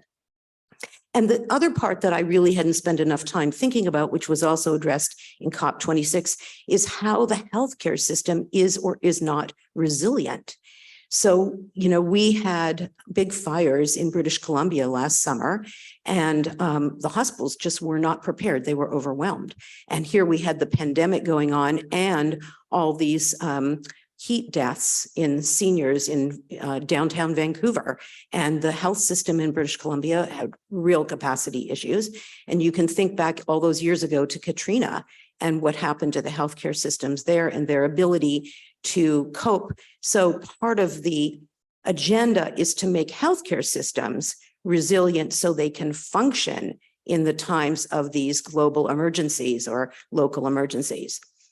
And then along the bottom, you see all the kinds of things about how is climate change affecting us. I mean, the heat-related illnesses, the direct mortality from the weather events, respiratory illnesses, which are hugely problematic, and I'll come back to them a bit. All the infectious diseases that are flourishing, have a longer part of the year where they can flourish, including malaria, which is a now problem, even more problematic because it can endure longer periods of time. The malnutrition, the displacement of people from their homes. And the mental and psychological stress of all these horrible events that are happening to people that displace them. So, I mean, this is the background. Now the question is, what can we do? And again, I'm now going to come back to the NHS because they have made a commitment that I think is really important. By mandate, they're mandated to do this actually by their agreement with the National Health Service, that they are going to be net zero by 2040 in all the areas that they have direct impact on. So on the left-hand side of the slide are the direct impacts, and I'm going to talk about them for a bit. On the right-hand side are the things which are not directly in control of the NHS, but which they influence, which relate a lot to the supply chain. So what you can see on the left-hand side is that there are a number of things where they have very direct influence, or we have direct influence, including anesthetic gases. And some of these are system change, not doctor or health professional, like the facilities, the electricity that's used in the facilities, but also things about waste, which I'm going to come back to because many of you, I think, are surgeons and you might think about the waste in the operating room. Water, the way we use water, and meter dose inhalers. I'll just give you a preview to say that between anesthetic gases and meter dose inhalers, both of which I'll talk about, contribute about 4 to 5% of the emissions from the UK. Those two clinical practices that we're well used to. And on the right-hand side, where they plan to be net zero 5 years later, are many of the things that relate to the supply chain, the manufacturing, the footprint of transportation, staff, commuting, et cetera, et cetera. So they have this plan, and a little more deeply thinking about, well, where does all the carbon emissions come from? And the green, again, is the things that are more directly influenced by clinicians. So you can see in their carbon footprint, the building energy, water and waste, 5%. Here's the meter dose inhalers and the anesthetic gases, 5%, business travel, et cetera. And then on the other side is the supply chain. And in that supply chain, I want to point out to you that medicine and chemicals are 20% and medical equipment 10%.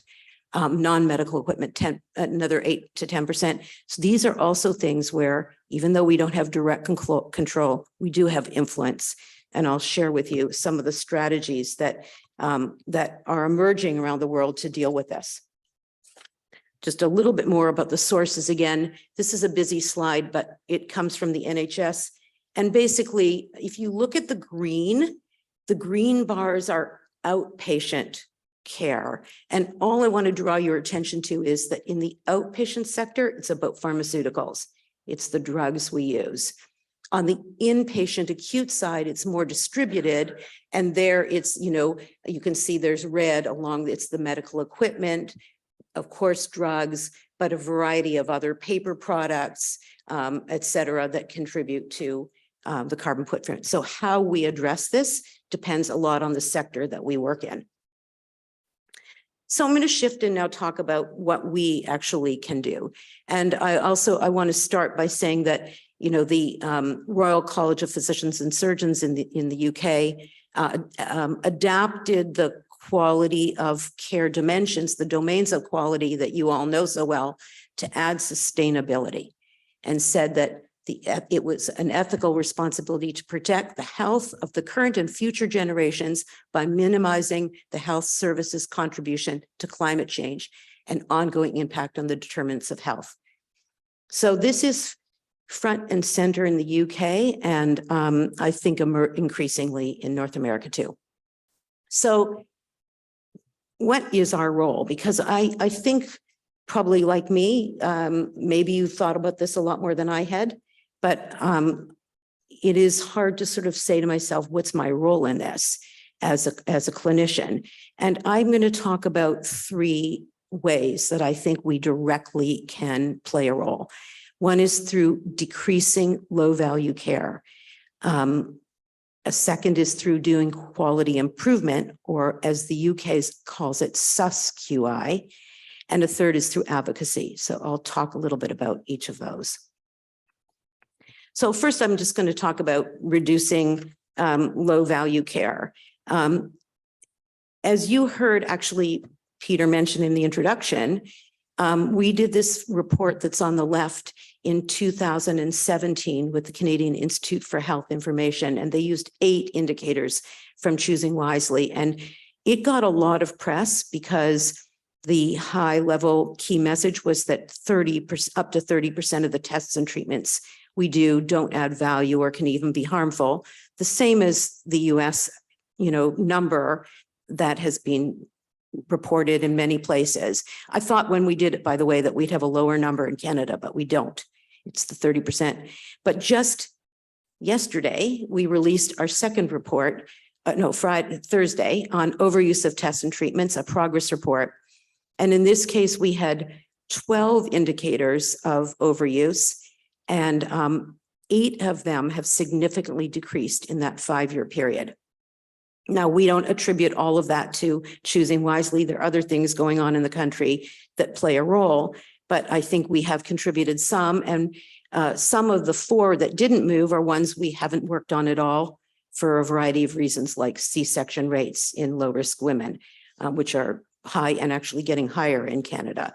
But I think it is really worth thinking about how, if we stop doing the things that are in that 30%, many of the things in that 30% have a supply chain issue. They have drugs that we're using. They're things we're using that are waste. And so I think it helps me to think about one way to tackle this is just stop doing the low value things which are having a negative influence. So an example of this is that during the pandemic, we were very worried about the blood shortages in Canada because people were not going in to donate blood.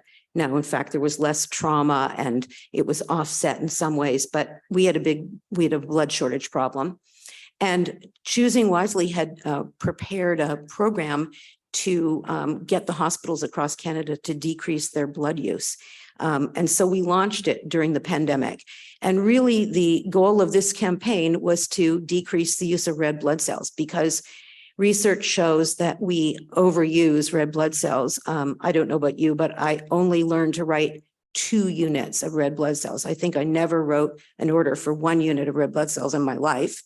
And we also transfuse when the pre-transfusion hemoglobin doesn't warrant it. So we knew from preliminary work that we'd done that with pretty simple maneuvers, this included 20 hospitals, we could decrease the red blood cell transfusion rate by over 30% in that study. And the intervention was quite simple. I mean, education necessary, but not sufficient. Although I would say the education for it was multi-professional.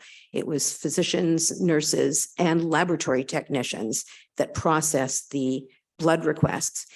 Then we changed the standing orders in the hospital so that any standing orders that said 2 units of red blood cells, except of course in bleeding patients, were reduced to 1 unit and reassess. And the most important part of the intervention was we trained the person in the lab, got the order for the 2 units of blood cells with a hemoglobin of 10 to call the nursing station and say, this doesn't meet our criteria. Is it possible to give 1 unit or do you really need the additional units? And so we, based on this preliminary work, we launched a national campaign with 2 criteria. We asked hospitals to audit their practices in transfusion, and we used the criteria that we established with the community of transfusion experts of at least 65% of their transfusions being a single unit and at least 80% of their patients having a pre-transfusion hemoglobin of 80 or less. And what we did is we aligned this with the accreditation so that there was some Benny, you know, if you did this as a hospital, you could count it toward your accreditation process.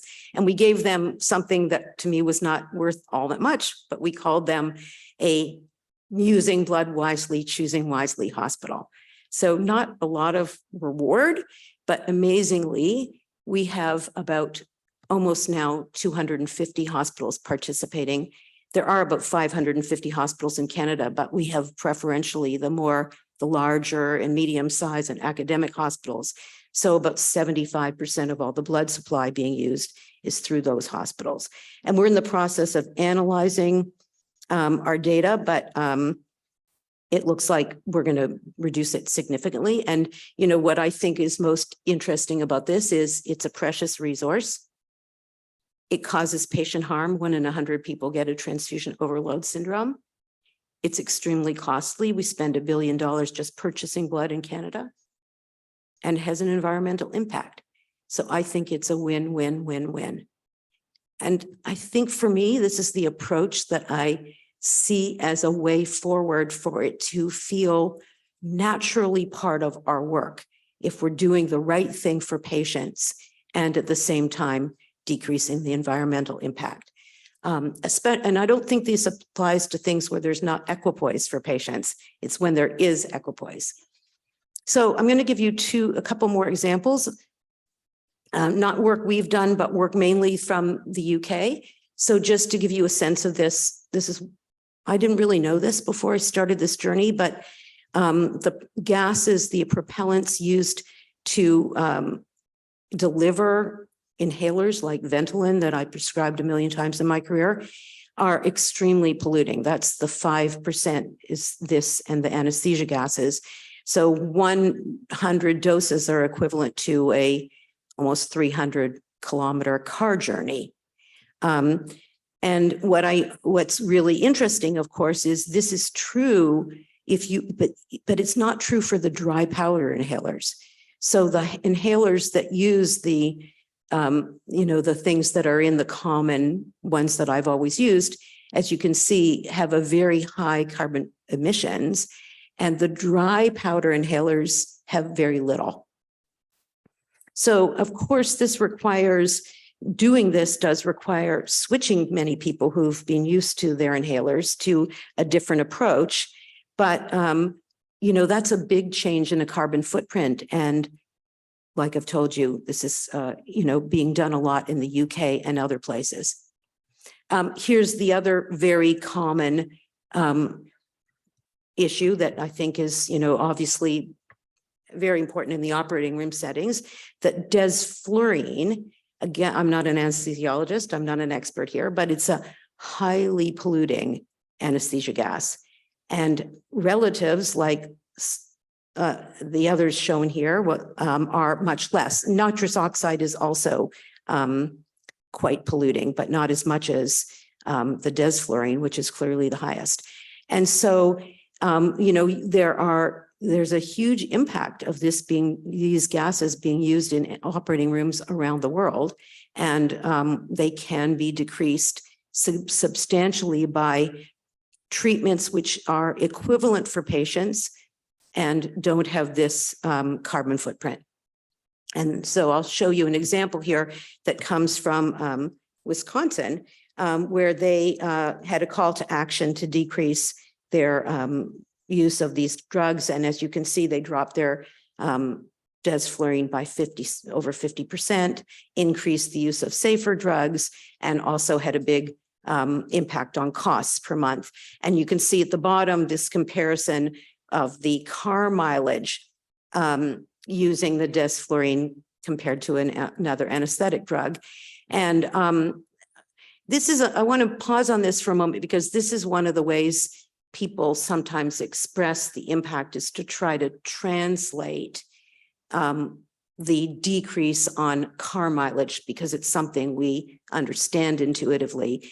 I have personally thought, as I've gone through this thinking and talking to people, that it's really too difficult to try and have us as physicians be translating into CO2 emissions by weight. That feels too esoteric for me. It gets me into the place of thinking I can't make these changes. So I think it's simpler to just think about decreasing the things that are low value or wasteful. And in my mind, not trying to measure too much what the carbon emissions are from those. But many people have tried to do it this way. So another area just that stays with the operating room, and I want to point out, is that the American Society of Anesthesia has a very excellent report, actually, that describes all the things that can be done to create green operating rooms, like the anesthesia gases, but other approaches that can be used. And one thing I thought was very interesting is that operating rooms generate 1/3 of the total hospital waste, just in plastics and utilities. And a lot of operating rooms are starting to switch their instruments in trays, so they're not having to, clean 35 instruments when only a selected number are needed, and then use the others in a way that can be called for, but are not opened routinely, and avoid the sterilization process. So just a few. So what I've tried to do is outline a few things that I think are high ticket items where we can have an impact. A moment on quality improvement. So, we live and breathe in environments that do PDSA cycles all the time. This is something we commonly do. And what the Brits have done is added sustainability to their QI framework. And so, I think this is a second way we can approach this problem, is trying to work with the quality improvement officers in our settings and the leaders in quality improvement, and incorporate, just in the same way we always do, of Plan, Do, Study, Act, impact on the environment. And here's an example from the UK, again, because I might mention that this is every hospital and every unit, every ward and every clinic in the UK are working on SUS-QI. They've been mandated to do this. They're trying to get to net zero by 2040. And so there are hundreds and hundreds of examples from the UK of quality improvement projects where they, in their microsystem, not trying to change the world, but in their operating room or their hospital, increase their quality improvement on a topic. And this is the use of nitric oxide, where they're measuring the CO2 emissions, the cost reduction, the side effect profile, and the training that goes with it. So the NHS is a rich source of examples for all of us to follow. So the third thing I want to talk about is what's the third way we can influence? I think it's through advocacy. And I can tell you our medical students are all over this topic. We have a group of students, we started this about 7 years ago in Canada. They came up with this name, Students and Trainees Advocating for Resource Stewardship. And we bring 2 medical students from every medical school in Canada together and train them in the concepts of overuse and choosing wisely. And they go back to try to influence their medical school curriculum. Because everybody in this room that works in medical education knows you'll have a lot of gray hair, more than mine, if you try and change the medical school curriculum from the top down. So we try to do it from the bottom up. And so we have all these students now, there's a large cohort of them, they're holding their hands up in C's and W's. But these students, their future is sustainability. It depends on us getting this going. And so we have a group of medical students that have gone through all of the recommendations in our now almost 500 or more ones in Canada, and picked out ones that have a carbon footprint, like don't place or leave in place a urinary catheter without an acceptable indication. So, and then they tried to do what I mentioned earlier, is translating this into the pounds of waste per year. In the US, 85 million pounds of waste from urinary catheters, and how many cars are that is that equivalent to. So the students went through all of this. Again, I kind of feel mixed feelings about trying to translate this directly, but what I'm really saying is our students are committed to this. And I think we also have an opportunity to advocate at our local microsystems with our hospitals and in our own clinical practice. Because I think the world has a serious illness. It's a chronic disease. And we have we are experts in how to mediate chronic illness. And this is one I think we really need to give serious thought to. Like I said at the beginning, I'm really in the early part of my learning curve about this, but I'm going to try and learn more and write about it and tell other people about it. And this is the first time I've given this talk. But I hope I can hone it and tell others, because we have a lot of respect in society. We still have trust in many circles. And if we advocate on behalf of our patients and our populations, I think we can have an impact.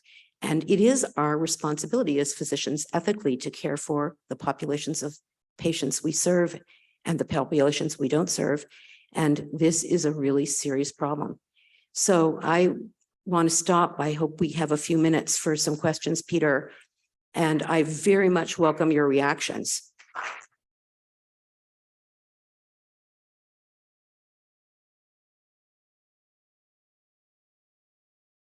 So this was an incredible talk, and I'm glad that you gave it, because you have the authority for giving talks like this. I'm talking about competitive interest. So, and I give you a perfect example of how your talk resonates with me. I'm a transplant surgeon. One of my partners, Angie Wall, wrote an editorial in American Journal of Transplantation regarding the carbon footprint of the new allocation system for liver in the United States. So the new allocation system is such that we have to travel 60% more to get organs to a certain, from point A to B. And the impact that Angie has calculated is the one of 6,000 cars driving for 1 year, or burning 35,000 acres of forest. So this is a competitive interest, in my opinion, because number one, we physicians are responsible for those policies. Then the federal government is responsible for implementing those policies. And there's a competing interest between those patients, few by the way, who truly benefit from a new allocation system, and humanity at large that in the long run will pay a price for it. So there is an immediate need for, let's say, very few, but a danger for the many. And that's a tangible example of our policy impact those. Yeah, I mean, I think what we have is we don't have aligned incentives right now. In the UK, what's happened is they have a mandate from the government to the NHS that they're going to be net zero by 2040. So all these barriers you're discussing, they're starting to work on. You know, they only have ambulances that are electric now. They're moving that, you know, they look at all the places there are these barriers and they're trying to decrease them. It's, you know, we're very early in this journey. So I think there are inevitably going to be these kinds of nonsensical, we're doing this over here and that over there that don't make sense. But that's part of the role we could play in advocating, because by pointing that out, like your colleague did in writing that article, maybe we can lead to change. My name is Caroline Skolnick. I am a MedPeds hospitalist, and I have a question, comment. In another life, I actually studied sustainable development at McGill, and I'm an American, so it totally changed the way that I think I practice medicine and think about these issues. And my question is, you know, relative to how we function in the US compared to the NHS, we are not harmonized at all. We don't have a mandate. And are we going to have to implement maybe a carbon tax on the healthcare sector to see the change in leadership that we need? And I say that, you know, coming from an experience of being a hospitalist at the two phenomenal institutions in Chicago. And during the pandemic, I had the experience of being in one, which was University of Chicago, where we implemented an incredible equipment resource policy around elastomeric respirators that provided resilience and basically obviated the need for disposable respirators. And there were so many incredible benefits from that, but it really put us in a unique place nationally for how we dealt with the need for this resource. And it also broke our linear economy dependence. And that, you know, the linear economy and single-use kind of economy approach to medicine is responsible for about 80% of our carbon footprint right now, at least in the US. And it is a value judgment that healthcare systems have made. It is something that is not necessary. It allows hospitals to decrease their costs because then they don't have to clean and sterilize in-house. They can pass costs on to patients. It is a very, very complex system, but it is not necessary. And so when we break that, we see that we can, you know, do things that are incredible and important and environmental and sustainable, but it comes from leadership and it comes from an institution, and it's institution dependent. And so when I talk about this, and I have had, you know, the privilege of being able to present this, the first question I get is, well, how much money did it save? And we need to step back and go, well, it's not about saving money, it's about doing the right thing, which also does save money, and we decrease the cost overall. But I think we'll need a carbon tax to get there, unfortunately. Well, I think we need action at multiple levels. You're talking about a policy change, but there's also institutional opportunities. But I want to say again, I think we have a lot of role to play here. Like, you know, we know in Canada, and I'm sure it's true in the US, we prescribe a ton of antibiotics for viral infections. In the outpatient sector, we're still, it's not for lack of knowledge, but we prescribe a bunch of drugs that don't add value and even are harmful to patients. So I actually think we can bring it back to simple things. I mean, yes, we could look at policies that were a carbon tax, but, you know, in our own daily practice, think of the things we do that don't add value to patients. And that's a low-hanging fruit. That's an easy way to start, is to think about things directly in our control, because it's easier, I think, than us trying to think at the higher levels. And most of us don't work in government, but we can advocate for politicians who do care about the environment. There are quite a few hands up. Let's see, maybe I can take a bunch of short questions. Ooh, it's my turn.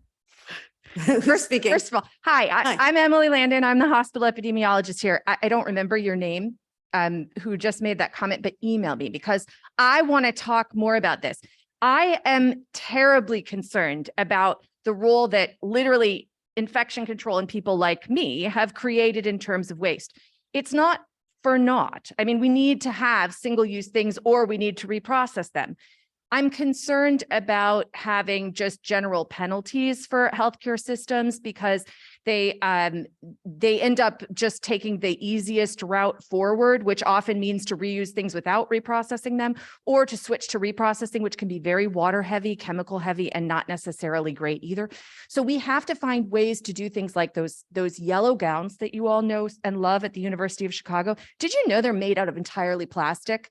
I mean, they feel like paper. Why don't we just use paper for our non-fluid resistant gowns? I think there are a lot of opportunities here, but I think we need engagement from people like me and people from other areas that can help us to understand really what the examples that you give, Wendy, are wonderful. I'm so glad you're talking about this.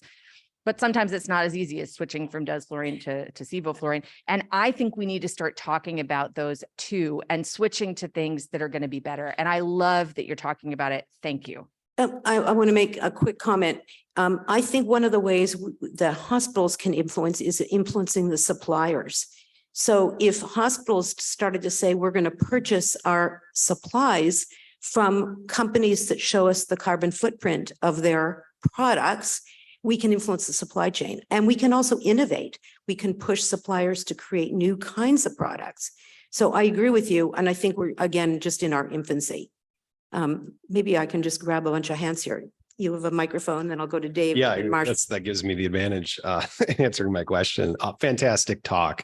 I wanted to swing back to Dr. Testa's question, actually, and dig right into this tension by patients being harmed by climate-related restrictions. The example he uses, the new organ allocation system in the US will dramatically increase geographic sharing of organs.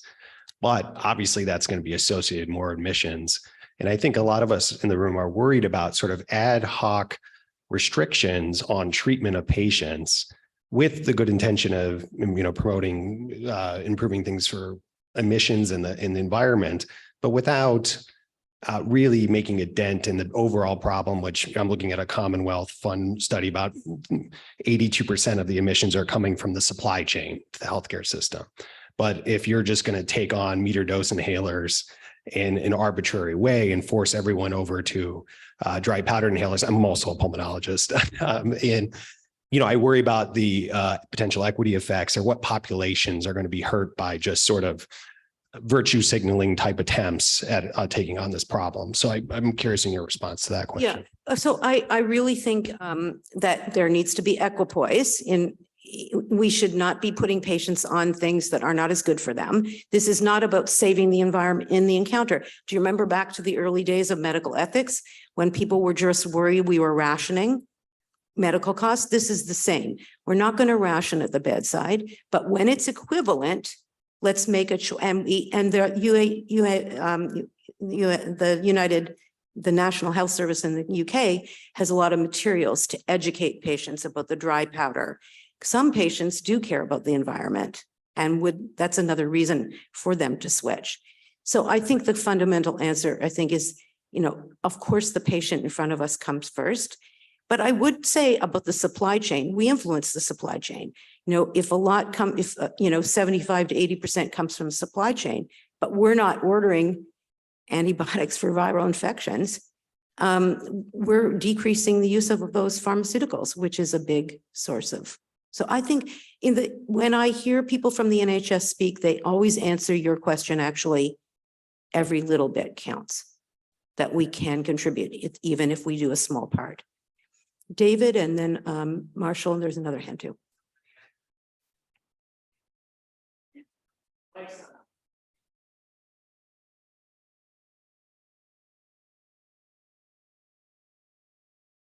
I can repeat it.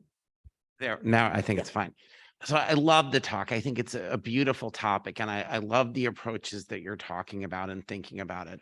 I wanna nudge you a little bit, not to view these problems from the perspective of the environment per se, but to view them as integrated problems that reflect multiple dimensions of social value, including the environment, costs, and health outcomes.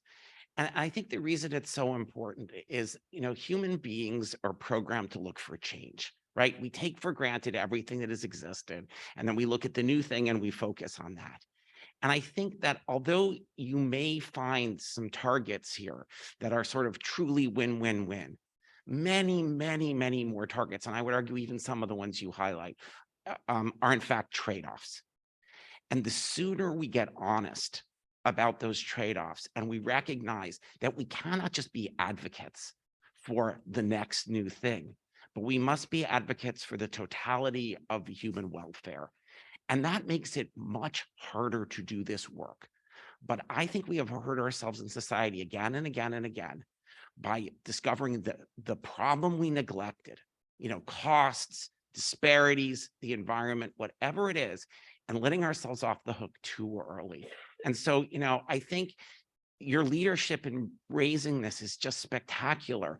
But I would argue that the next thing to do is to raise the standards for everyone in this field so that they are really trying to take on an integrative approach. So I actually really agree with you. In fact, in the NHS, they use a triple bottom line: cost, social value, and environment. And so I didn't include that because it's just a lot to cover, but I agreed with you about the integrated approach. Can I take, One last question. and then there's a woman who's had her hand up for a long Two time. last questions, very short. Well, congratulations, Wendy. And I think the talk is a winner. I want to also push you further that you mentioned this is the first time you give this talk, and I'm sure you'll give variations to many other audiences. Very important talk. In one of your earlier slides, you showed the NHS model, which is a whole variety of factors that contribute to healthcare, how healthcare contributes to the carbon footprint. In your three suggestions, you focus mostly upon the very proximal, having to do with like the immediate QI and the immediate things like inhalers. When you're talking to like healthcare professionals who have a variety of levers, how might you think about additional recommendations linking that original NHS driver model to some of the specific actions that maybe go beyond what you mentioned, but are also logical for healthcare folks in different parts of their life? Well, I mean, I think it's a team sport, right? I mean, like all of these things, it has to be micro, meso, and broader. So, I mean, just think about your hospital administrators and working in the operating room. I mean, Peter had asked you the question, do you have a green operating room? Then I'd say Peter's role is to think about this talk and go talk to whoever your chief medical officer and your, the hospital CEO and say, we have to talk about this and let's talk about the suppliers. And so who are all the players and stakeholders that could make University of Chicago have green operating rooms? And could you then do that across Chicago or Illinois? Could you then, like, I think you have to work on multiple levels and it is complex. So I agree with you. It's a start point, I think. That's all, start. Yes. It's Preston Reynolds. Oh, and it's Preston. wonderful to see you. Oh, hi. So I teach a course on global health and human rights at UVA, and I've been teaching it for 15 years. And we incorporated climate change and its impact on climate refugees. And out of that, the students have done final projects every year on climate change in a whole variety of global dimensions. And they have created a student faculty working group that has been transformative. They're moving to a green OR. The anesthesiologist program director is now going into the OR, turning down the anesthesia flow because they know that that's contributing to the carbon footprint. They now have an elective. They now have a student team that's putting these courses together and engaging the faculty. And it's changing the conversation from the ground up, but in partnership with the faculty. And the students now are seeing their role models being active in changing the landscape that they're now learning in. And they're very inspired. Yeah, I really appreciate you sharing that. I mean, I think students are very concerned about their future and they're innovative and creative. And I think tapping into that bottom up is a really great idea. And so, I appreciate you sharing that example. We can, again, it's a place to build from. Thank you for your participation. That was wonderful. Thank you. Such an outstanding presentation and really great conversation. We are going to have our lunch until 12:45. So I'll ask you to be efficient in your lunching so that we won't get too far behind, so that for those folks speaking this afternoon, that they're not going to be pushed too far back. So 12:45 we'll reconvene. Thanks. Thank you.